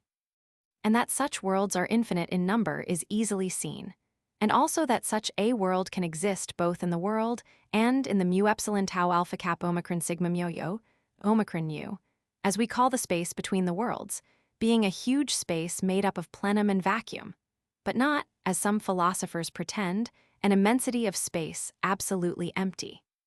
This production of a world may be explained thus. Seeds suitably appropriated to such an end may emanate either from one or from several worlds, or from the space that separates them. They flow towards a particular point where they become collected together and organized.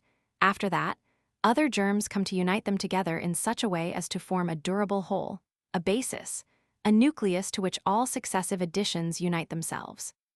One must not content one's self in this question with saying, as one of the natural philosophers has done, that there is a reunion of the elements or a violent motion in the vacuum under the influence of necessity, and that the body which is thus produced increases until it comes to crash against some other. For this doctrine is contrary to appearances. The sun, the moon, and the other stars were originally formed separately, and were afterwards comprehended in the entire total of the world.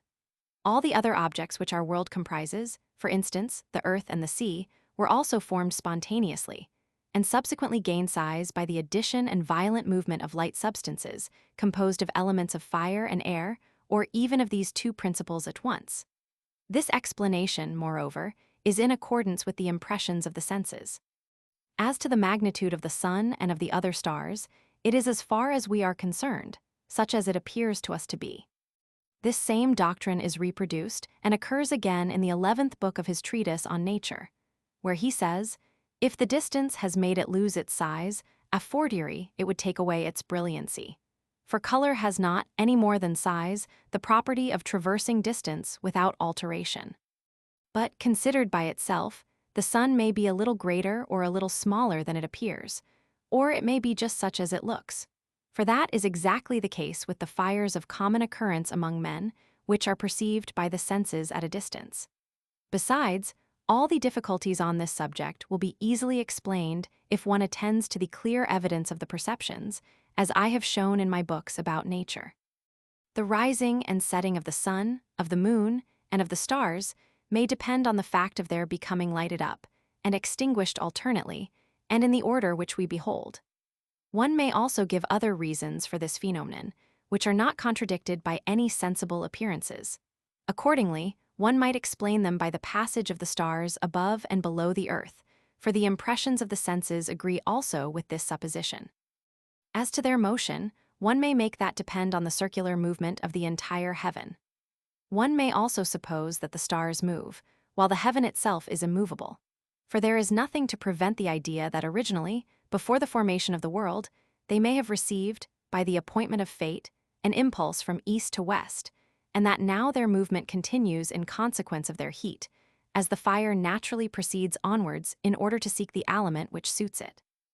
The intertropical movements of the sun and moon may depend, either on the obliquity impressed by fate on the heaven at certain determined epochs, or on the resistance of the air, or on the fact that these ignited bodies stand in need of being nourished by a matter suitable to their nature, and that this matter fails them.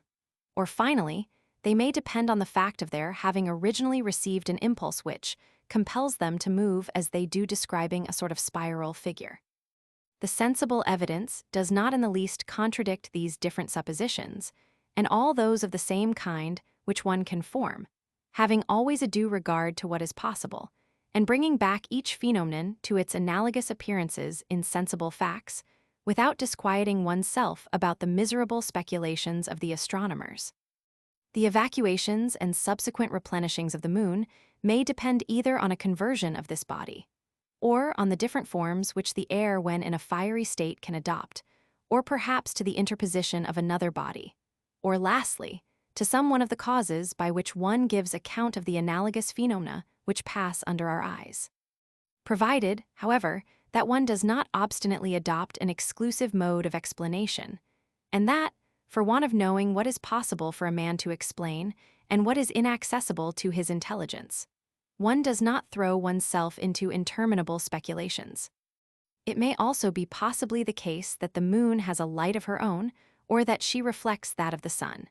For we see around us many objects which are luminous of themselves, and many others which have only a borrowed light.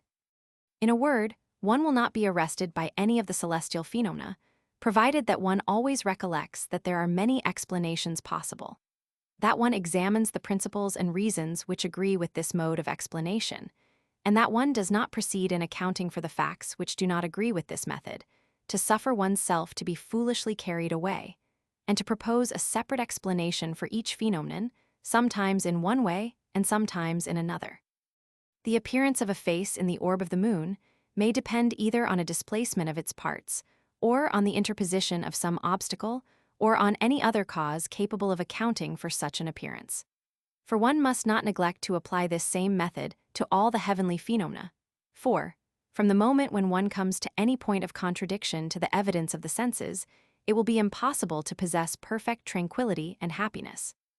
The eclipses of the sun and moon may depend either on the fact that these stars extinguish themselves, a phenomenon which we often see produced under our eyes, or on the fact of other bodies, the earth, the heaven, or something else of the same kind interposing between them and us. Besides, we must compare the different modes of explanation appropriate to phenomena, and recollect that it is not impossible that many causes may at one and the same time concur in their production. He says the same thing in the 12th book of his treatise on nature, and adds that the eclipses of the sun arise from the fact that it penetrates into the shade of the moon to quit it again presently, and the eclipses of the moon from the fact of its entering into the shade of the earth. We also find the same doctrine asserted by Diogenes, the Epicurean, in the first book of his Select Opinions. The regular and periodical march of these phenomena has nothing in it that ought to surprise us, if we only attend to the analogous facts which take place under our eyes. Above all things, let us beware of making the deity interpose here, for that being we ought to suppose exempt from all occupation and perfectly happy. Otherwise, we shall be only giving vain explanations of the heavenly phenomena, as has happened already to a crowd of authors.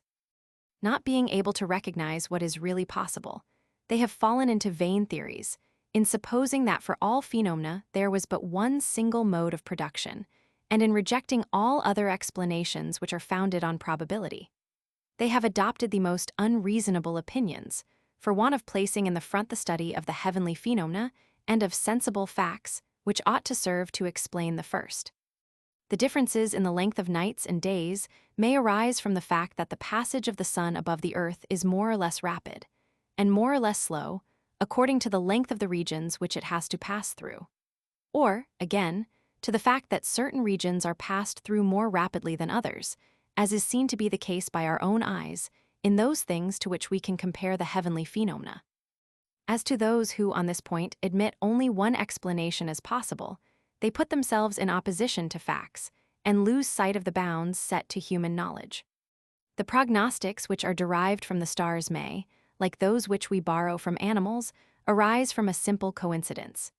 They may also have other causes, for example, some change in the air. For these two suppositions both harmonize equally with facts, but it is impossible to distinguish in what case one is to attribute them to the one cause or to the other. The clouds may be formed either by the air condensed under the pressure of the winds, or by the agency of atoms set apart for that end, or by emanations from the earth and waters, or by other causes. For there are a great number which are all equally able to produce this effect. When the clouds clash with one another or undergo any transformation, they produce showers. And the long rains are caused by the motion of the clouds when moved from places suitable to them through the air, when a more violent inundation than usual takes place, from collections of some masses calculated to produce these effects. Thunder possibly arises from the movement of the winds revolving in the cavities of the clouds, of which we may see an image in vessels in our own daily use. It may also arise from the noise of fire acted upon by the wind in them, and from the tearings and ruptures of the clouds when they have received a sort of crystalline consistency. In a word, experience drawn from our senses teaches us that all these phenomena, and that one in particular, may be produced in many different manners. One may also assign different causes to the lightning. Either the shock and collision of the clouds produce a fiery appearance, which is followed by lightning, or the lighting up of the clouds by the winds produces this luminous appearance, or the mutual pressure of the clouds, or that of the wind against them, disengages the lightning. Or one might say that the interception of the light diffused from the stars, arrested for a time in the bosom of the clouds, is driven from them subsequently by their own movements, and by those of the winds, and so escapes from their sides. That the lightning is an extremely subtle light that evaporates from the clouds, that the clouds which carry the thunder are collected masses of fire. That the lightning arises from the motion of the fire, or from the conflagration of the wind, in consequence of the rapidity and continuousness of its motion. One may also attribute the luminous appearance of lightning to the rupture of the clouds under the action of the winds, or to the fall of inflammable atoms. Lastly, one may easily find a number of other explanations, if one applies to sensible facts, in order to search out the analogies which they present to the heavenly phenomena. Lightning precedes thunder, either because it is produced at the same moment that the wind falls on the cloud, while the noise is only heard at the instant when the wind has penetrated into the bosom of the cloud. Or, perhaps, the two phenomena being simultaneous, the lightning arrives among us more rapidly than the noise of the thunderbolt, as is in fact remarked in other cases when we see at a distance the clash of two objects. The thunderbolt may be produced either by a violent condensation of the winds, or by their rapid motion and conflagration. It may arise from the fact of the winds meeting in places which are too dense, in consequence of the accumulation of clouds, and then a portion of the current detaches itself and proceeds towards the lower situations. Or else, it may be caused by the fire which is contained in the bosom of the clouds precipitating itself downwards. As one may suppose that an immense quantity of fire being accumulated in the clouds dilates, violently bursting the substance which envelops it, because the resistance of the center hinders it from proceeding further. This effect is especially produced in the neighborhood of high mountains, and, accordingly, they are very frequently struck with the thunderbolts. In short, one may give a number of explanations of the thunderbolt, but we ought, above all things, to be on our guard against fables, and this one will easily be, if one follows faithfully the sensible phenomena in the explanation of these things, which are not perceived, except indirectly. Hurricanes, pi rho eta sigma tau letter 1 fc6 rho epsilon sigma, may be caused either by the presence of a cloud, which a violent wind sets in motion and precipitates with a spiral movement towards the lower regions, or by a violent gust, which bears a cloud into the neighborhood of some other current, or else by the mere agitation of the wind by itself, when air is brought together from the higher regions and compressed without being able to escape on either side. In consequence of the resistance of the air which surrounds it, when the hurricane descends towards the earth, then there result whirlwinds in proportion to the rapidity of the wind that has produced them, and this phenomenon extends over the sea also. Earthquakes may arise from the wind penetrating into the interior of the earth, or from the earth itself receiving incessantly the addition of exterior particles, and being in incessant motion as to its constituent atoms, being in consequence disposed to a general vibration. That which permits the wind to penetrate is the fact that falls take place in the interior, or that the air being impressed by the winds insinuates itself into the subterraneous caverns. The movement which numberless falls and the reaction of the earth communicate to the earth, when this motion meets bodies of greater resistance and solidity, is sufficient to explain the earthquakes. One might, however, give an account of them in several other ways. Winds are caused either by the successive and regular addition of some foreign matter or else by the reunion of a great quantity of water. And the differences of the winds may arise from the fact that some portions of this same matter fall into the numerous cavities of the earth and are divided there.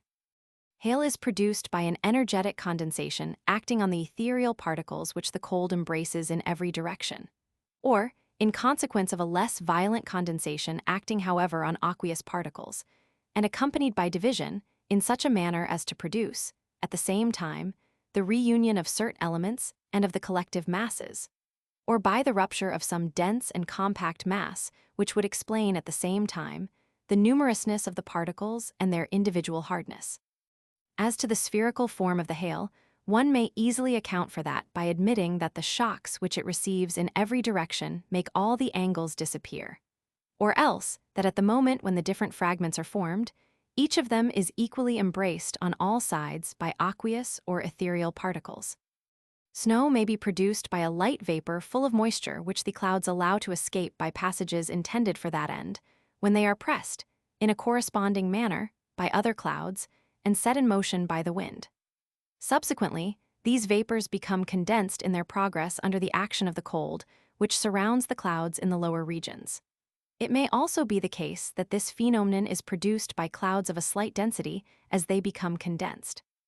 In this case, the snow which escapes from the clouds would be the result of the contact or approximation of the aqueous particles, which in a still more condensed state produce hail.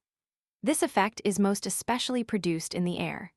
Snow, again, may result from the collection of clouds previously condensed and solidified, or from a whole army of other causes. Dew proceeds from a reunion of particles contained in the air calculated to produce this moist substance.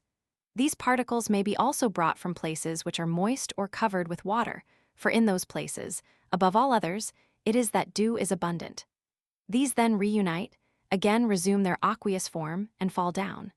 The same phenomenon takes place in other cases before our own eyes under many analogies. Hoarfrost is dew congealed by the influence of the cold air that surrounds it. Ice is formed either by the detrition of round atoms contained in the water, and the reunion at scalene and acute angles of the atoms which exist in the water, or by an addition from without of these latter particles, which penetrating into the water, solidify it by driving away an equal amount of round atoms. The rainbow may be produced by the reflection of the solar rays on the moist air, or it may arise from a particular property of light and air, in virtue of which these particular appearances of color are formed, either because the shades which we perceive result directly from this property, or because, on the contrary, it only produces one single shade, which, reflecting itself on the nearest portions of the air, communicates to them the tints which we observe. As to the circular form of the rainbow, that depends either on the fact of the sight perceiving an equal distance in every direction, or the fact of the atoms taking this form when reuniting in the air. Or it may be caused by its detaching from the air which moves towards the moon, certain atoms which, being reunited in the clouds, give rise to this circular appearance. The lunar halo arises from the fact of the air, which moves towards the moon from all quarters, uniformly intercepting the rays emitted by this star, in such a way as to form around it a sort of circular cloud which partially veils it. It may also arise from the fact of the moon uniformly rejecting from all quarters the air which surrounds it, in such a manner as to produce this circular and opaque covering. And perhaps this opaqueness may be caused by some particles which some current brings from without. Perhaps also, the heat communicates to the moon the property of emitting by the pores in its surface, the particles by which this effect is produced. Comets arise either from the fact that in the circumstances already stated there are partial conflagrations in certain points of the heaven, or that at certain periods the heaven has above our heads a particular movement which causes them to appear. It may also be the case that being themselves endowed with a peculiar movement, they advance at the end of certain periods of time, and in consequence of particular circumstances towards the places which we inhabit. The opposite reasons explain their disappearance. Certain stars return to the same point in accomplishing their revolutions, and this arises not only, as has been sometimes believed, from the fact of the pole of the world, around which they move being immovable, but also from the fact that the gyrations of the air which surrounds them hinder them from deviations like the wandering stars. Perhaps also, this may be caused by the fact that except in the route in which they move, and in which we perceive them, they do not find any material suitable to their nature. One may also explain this phenomenon in many other manners, reasoning according to sensible facts. Thus, it is possible that certain stars may be wandering because that is the nature of their movements, and, for the same reason, others may be immovable. It is also possible that the same necessity which has originally given them their circular movement may have compelled some to follow their orbit regularly and have subjected others to an irregular progress. We may also suppose that the uniform character of the center which certain stars traverse favor their regular march and their return to assert, and that in the case of others, on the contrary, the differences of the center produce the changes which we observe. Besides, to assign one single cause to all these phenomena, when the experience of our senses suggests us several, is folly. It is the conduct of ignorant astronomers covetous of a vain knowledge, who, assigning imaginary causes to facts, wish to leave wholly to the deity the care of the government of the universe. Some stars appear to be left behind by others in their progress. This arises either from the fact of their having a slower motion, though traversing the same circle, or because, though they are drawn on by the same propelling power, they have, nevertheless, a movement proper to themselves in a contrary direction. Or it may be caused by the fact that, though all are placed in the same sphere of movement, still some have more space to traverse and others less. To give one uniform and positive explanation of all these facts is not consistent with the conduct of any people, but those who love to flash prodigies in the eyes of the multitude. Falling stars may be particles detached from the stars, or fragments resulting from their collision. They may also be produced by the fall of substances which are set on fire by the action of the wind, by the reunion of inflammable atoms which are made to come together so as to produce this effect by a sort of reciprocal attraction, or else by the movement which is produced in consequence of the reunion of atoms in the very place where they meet. It may also happen that the light vapors reunite and become condensed under the form of clouds, that they then take fire in consequence of their rotatory motion, and that, bursting the obstacles which surround them, they proceed towards the places whither the force by which they are animated drags them. In short, this phenomenon also may admit of a great number of explanations. The presages which are drawn from certain animals arise from a fortuitous concourse of circumstances, for there is no necessary connection between certain animals and winter. They do not produce it, nor is there any divine nature sitting aloft watching the exits of these animals and then accomplishing signs of this kind. Nor can such folly as this occur to any being who is even moderately comfortable, much less to one which is possessed of perfect happiness. Imprint all these precepts in your memory, O Pythocles, and so you will easily escape fables, and it will be easy for you to discover other truths analogous to these. Above all, apply yourself to the study of general principles, of the infinite and of questions of this kind, and to the investigation of the different criteria and of the passions, and to the study of the chief good, with a view to which we prosecute all our researches. When these questions are once resolved, all particular difficulties will be made plain to you. As to those who will not apply themselves to these principles, they will neither be able to give a good explanation of these same questions, nor to reach that end to which all our researches tend. Roman 26. Such are his sentiments on the heavenly phenomena, but concerning the rules of life and how we ought to choose some things and avoid others, he writes thus. But first of all, let us go through the opinions which he held and his disciples held about the wise man. He said that injuries existed among men, either in consequence of hatred, or of envy, or of contempt, all which the wise man overcomes by reason. Also, that a man who has once been wise can never receive the contrary disposition, nor can he of his own accord invent such a state of things as that he should be subjected to the dominion of the passions, nor can he hinder himself in his progress towards wisdom.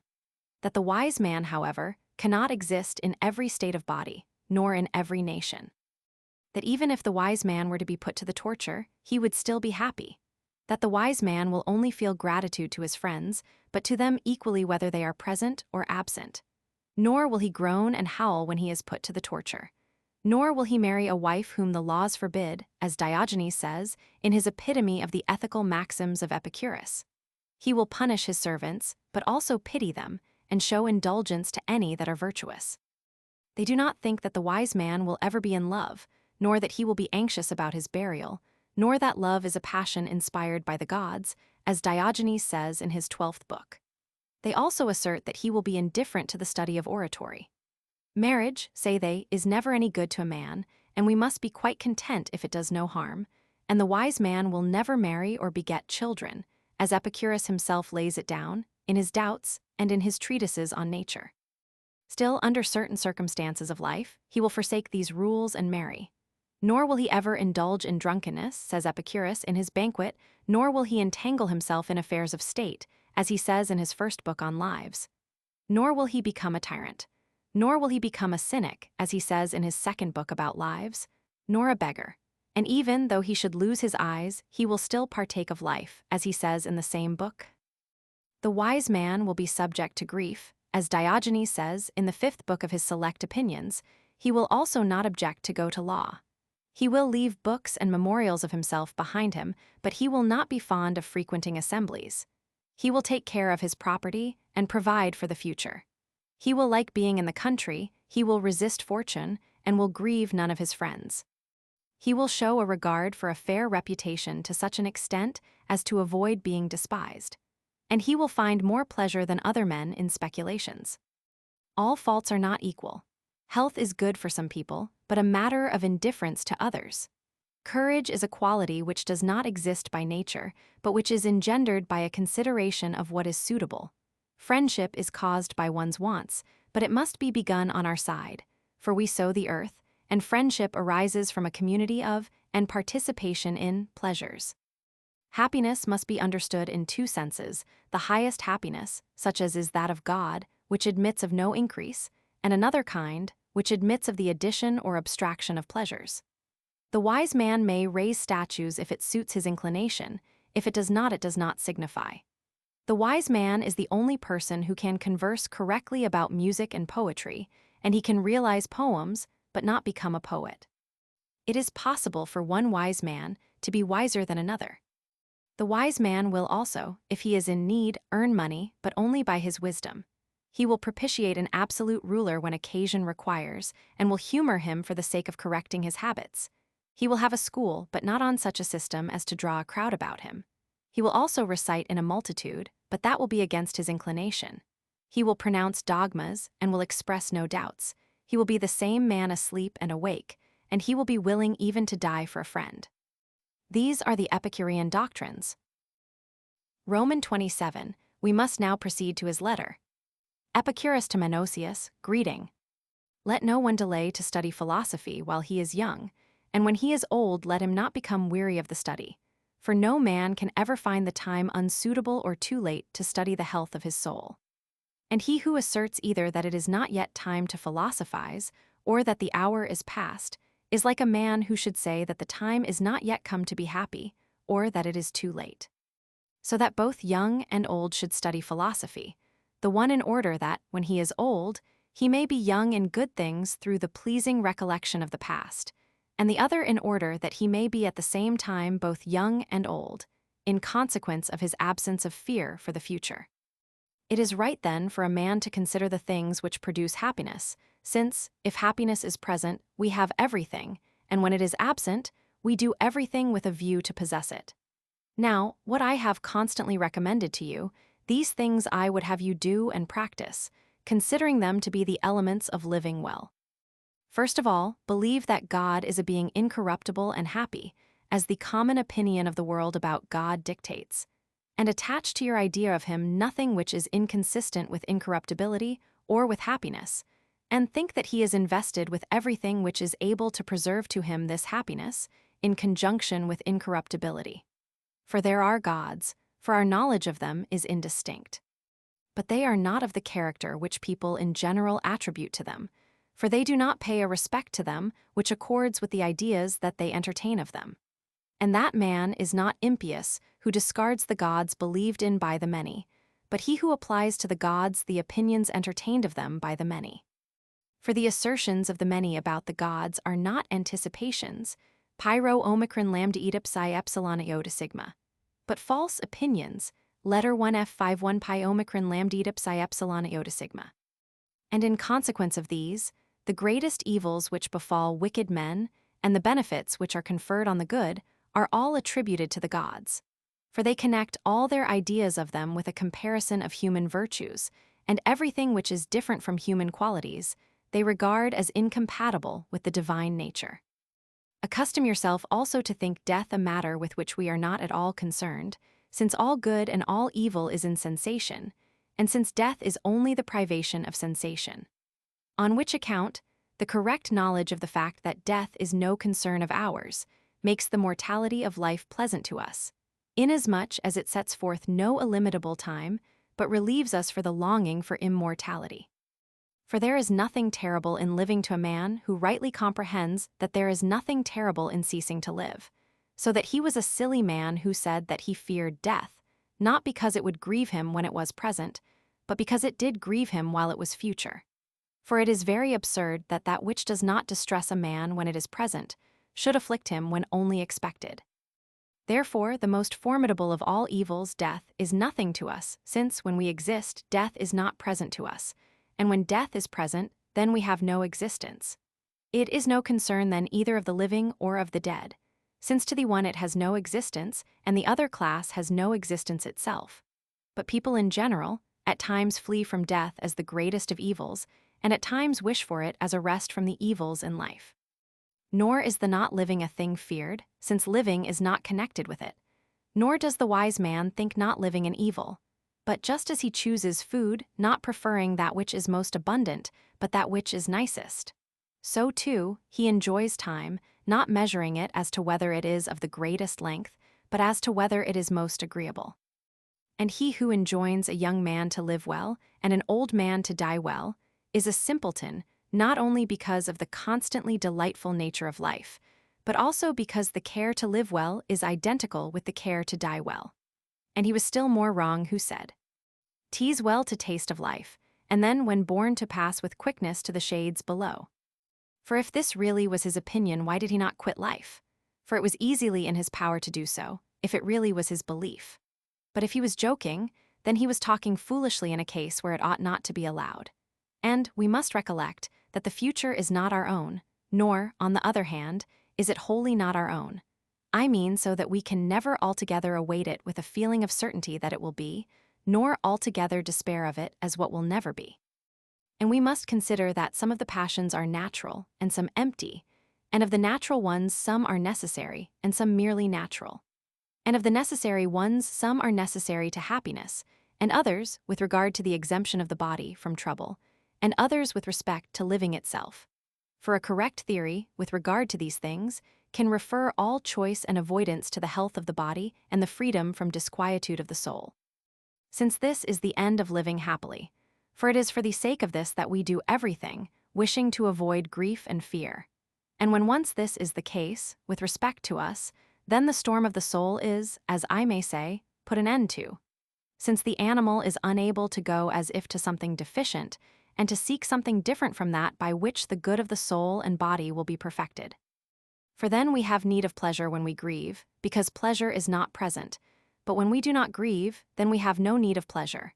And on this account, we affirm that pleasure is the beginning and end of living happily. For we have recognized this as the first good, being connate with us, and with reference to it, it is that we begin every choice and avoidance. And to this we come as if we judged of all good by passion as the standard. And since this is the first good and connate with us, on this account we do not choose every pleasure, but at times we pass over many pleasures when any difficulty is likely to ensue from them, and we think many pains better than pleasures, when a greater pleasure follows them, if we endure the pain for a time. Every pleasure is therefore a good on account of its own nature, but it does not follow that every pleasure is worthy of being chosen, just as every pain is an evil, and yet every pain must not be avoided. But it is right to estimate all these things by the measurement and view of what is suitable and unsuitable, for at times we may feel the good as an evil, and at times, on the contrary, we may feel the evil as good. And we think contentment a great good, not in order that we may never have but a little, but in order that, if we have not much, we may make use of a little, being genuinely persuaded that those men enjoy luxury most completely who are the best able to do without it, and that everything which is natural is easily provided, and what is useless is not easily procured. And simple flavors give as much pleasure as costly fare, when everything that can give pain, and every feeling of want, is removed, and corn and water give the most extreme pleasure when anyone in need eats them. To accustom oneself, therefore, to simple and inexpensive habits is a great ingredient in the perfecting of health, and makes a man free from hesitation with respect to the necessary uses of life. And when we, on certain occasions, fall in with more sumptuous fare, it makes us in a better disposition towards it, and renders us fearless with respect to fortune. When, therefore, we say that pleasure is a chief good, we are not speaking of the pleasures of the debauched man, or those which lie in sensual enjoyment, as some think who are ignorant, and who do not entertain our opinions or else interpret them perversely, but we mean the freedom of the body from pain and of the soul from confusion. For it is not continued drinkings and revels, or the enjoyment of female society, or feasts of fish and other such things, as a costly table supplies, that make life pleasant but sober contemplation, which examines into the reasons for all choice and avoidance, and which puts to flight the vain opinions from which the greater part of the confusion arises which troubles the soul. Now, the beginning and the greatest good of all these things is prudence, on which account prudence is something more valuable than even philosophy, inasmuch as all the other virtues spring from it, teaching us that it is not possible to live pleasantly unless one also lives prudently, and honorably and justly, and that one cannot live prudently, and honestly and justly without living pleasantly. For the virtues are connate with living agreeably, and living agreeably is inseparable from the virtues. Since, who can you think better than that man who has holy opinions respecting the gods, and who is utterly fearless with respect to death, and who has properly contemplated the end of nature, and who comprehends that the chief good is easily perfected and easily provided, and the greatest evil lasts but a short period and causes but brief pain, and who has no belief in necessity, which is set up by some as the mistress of all things, but he refers some things to fortune, some to ourselves, because necessity is an irresponsible power, and because he sees that fortune is unstable, while our own will is free. And this freedom constitutes, in our case, a responsibility which makes us encounter blame and praise. Since it would be better to follow the fables about the gods than to be a slave to the fate of the natural philosopher. For the fables which are told give us a sketch, as if we could avert the wrath of God by paying him honor. But the other presents us with necessity who is inexorable.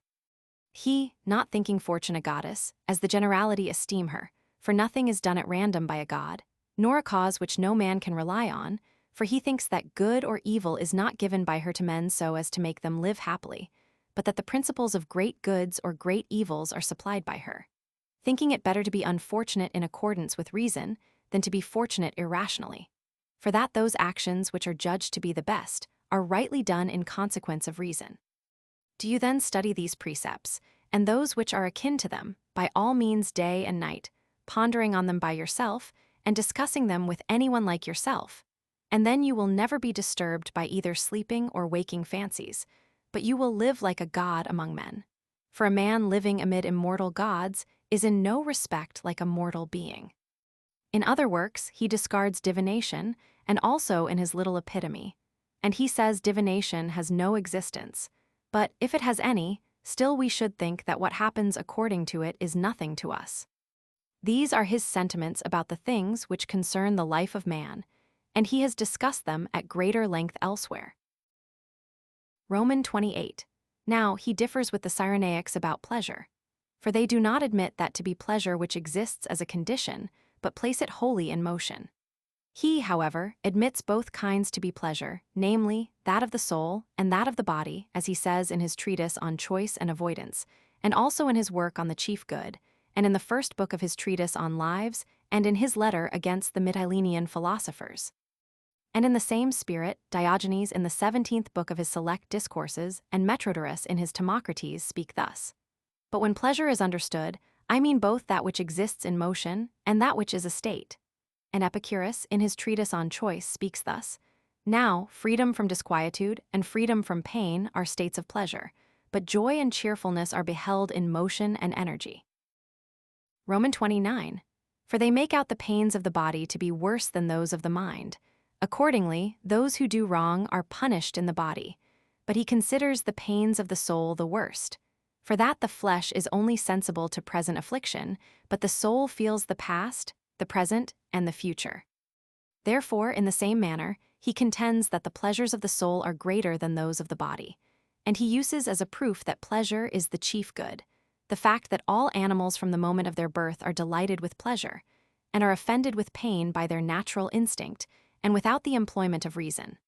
Therefore, too, we of our own inclination flee from pain, so that Hercules, when devoured by his poisoned tunic, cries out, shouting and groaning, and the rocks around re-echoed his sad wails, the mountain heights of Locrian lands and sad Euboea's hills. XXX. And we choose the virtues for the sake of pleasure, and not on their own account, just as we seek the skill of the physician for the sake of health, as Diogenes says in the 20th book of his Select Discourses, where he also calls virtue a way of passing one's life, delta iota alpha gamma omega gamma eta. But Epicurus says that virtue alone is inseparable from pleasure, but that everything else may be separated from it as mortal. Roman 31. Let us, however, now add the finishing stroke, as one may say, to this whole treatise and to the life of the philosopher, giving some of his fundamental maxims and closing the whole work with them, taking that for our end which is the beginning of happiness.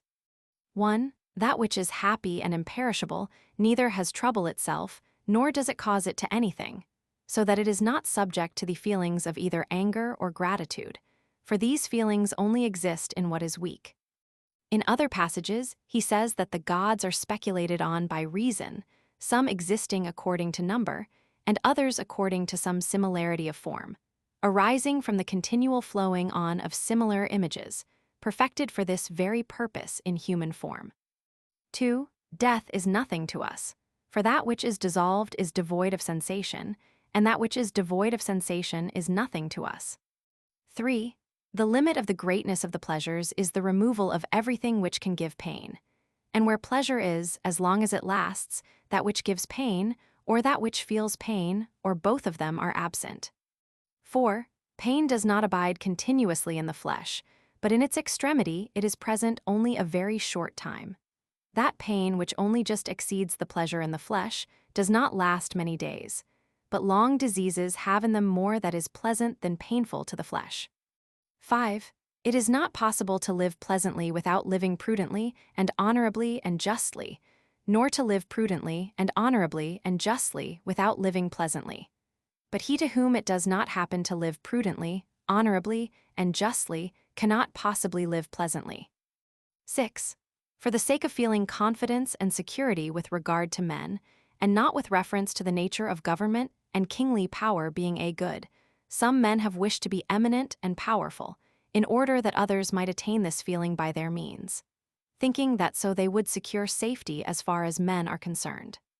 So that, if the life of such men is safe, they have attained to the nature of good. But if it is not safe, then they have failed in obtaining that for the sake of which they originally desired power according to the order of nature. 7. No pleasure is intrinsically bad, but the efficient causes of some pleasures bring with them a great many perturbations of pleasure.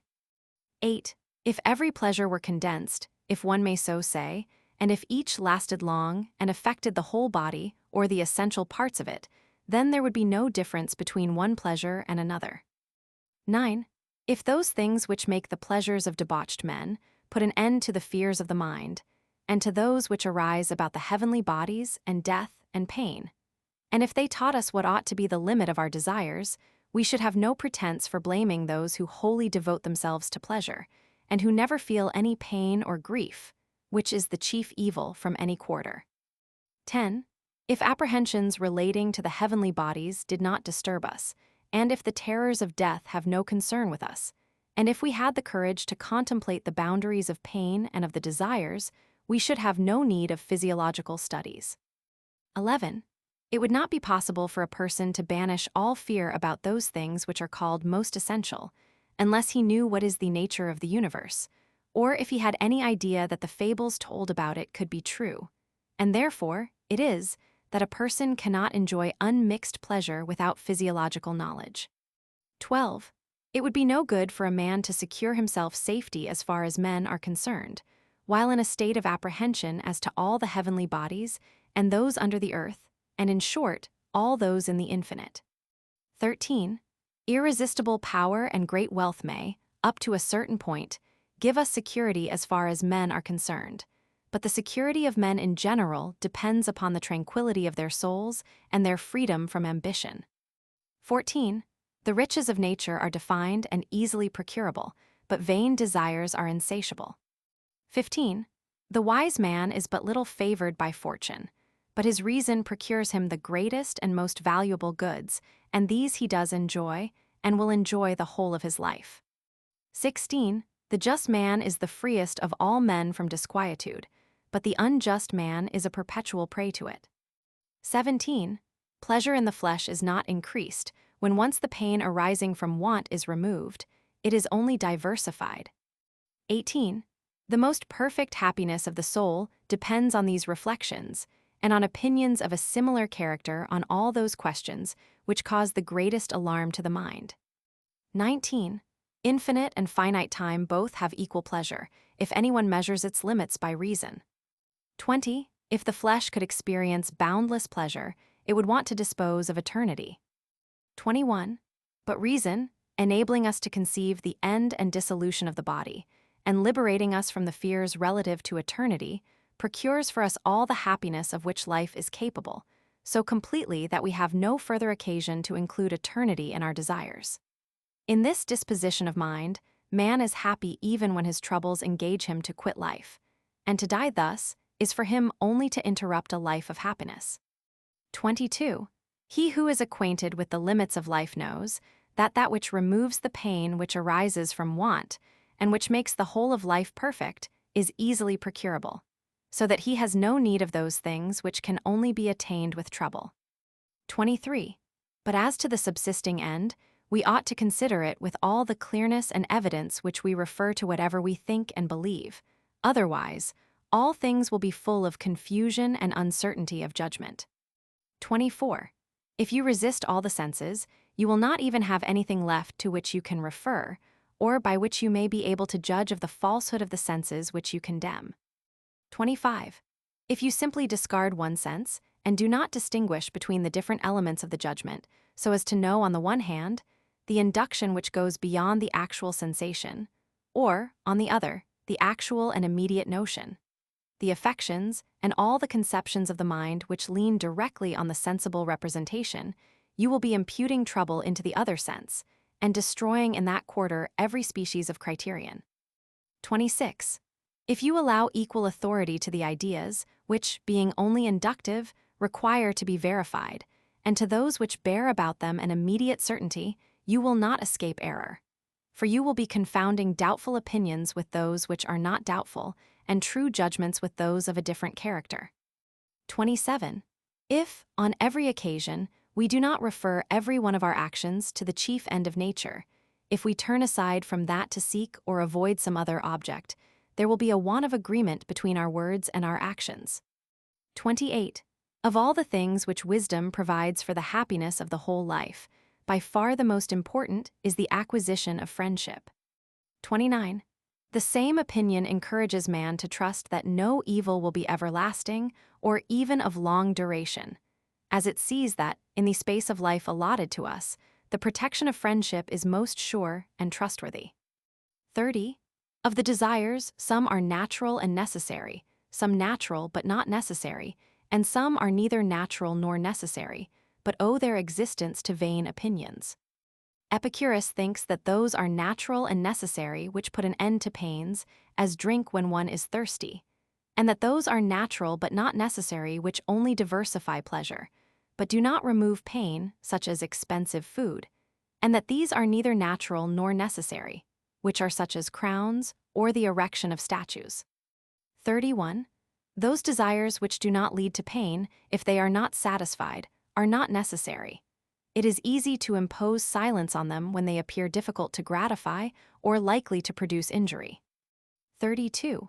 When the natural desires, the failing to satisfy which is, nevertheless, not painful, are violent and obstinate, it is a proof that there is an admixture of vain opinion in them. For then energy does not arise from their own nature, but from the vain opinions of men. 33. Natural justice is a covenant of what is suitable, leading men to avoid injuring one another and being injured. 34. Those animals which are unable to enter into an argument of this nature, or to guard against doing or sustaining mutual injury, have no such thing as justice or injustice. And the case is the same with those nations, the members of which are either unwilling or unable to enter into a covenant to respect their mutual interests. 35. Justice has no independent existence. It results from mutual contracts and establishes itself wherever there is a mutual engagement to guard against doing or sustaining mutual injury. 36. Injustice is not intrinsically bad. It has this character only because there is joined with it a fear of not escaping those who are appointed to punish actions marked with that character. 37. It is not possible for a man who secretly does anything in contravention of the agreement which men have made with one another, to guard against doing or sustaining mutual injury, to believe that he shall always escape notice, even if he have escaped notice already 10,000 times. For, till his death, it is uncertain whether he will not be detected. 38. In a general point of view, justice is the same thing to everyone, for there is something advantageous in mutual society. Nevertheless, the difference of place and divers other circumstances make justice vary. 39. From the moment that a thing declared just by the law is generally recognized as useful for the mutual relations of men, it becomes really just, whether it is universally regarded as such or not. 40. But if, on the contrary, a thing established by law is not really useful for the social relations, then it is not just.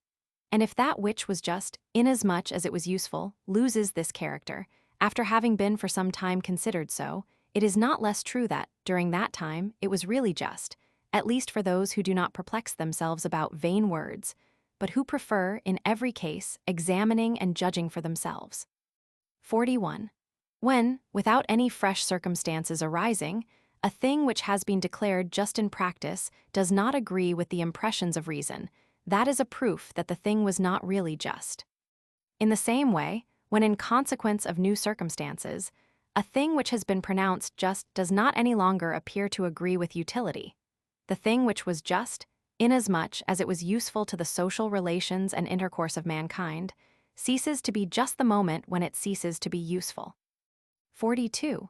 He who desires to live tranquilly without having anything to fear from other men ought to make himself friends. Those whom he cannot make friends of, he should, at least, avoid rendering enemies. And if that is not in his power, he should, as far as possible, avoid all intercourse with them and keep them aloof, as far as it is for his interest to do so. 43. The happiest men are they who have arrived at the point of having nothing to fear from those who surround them.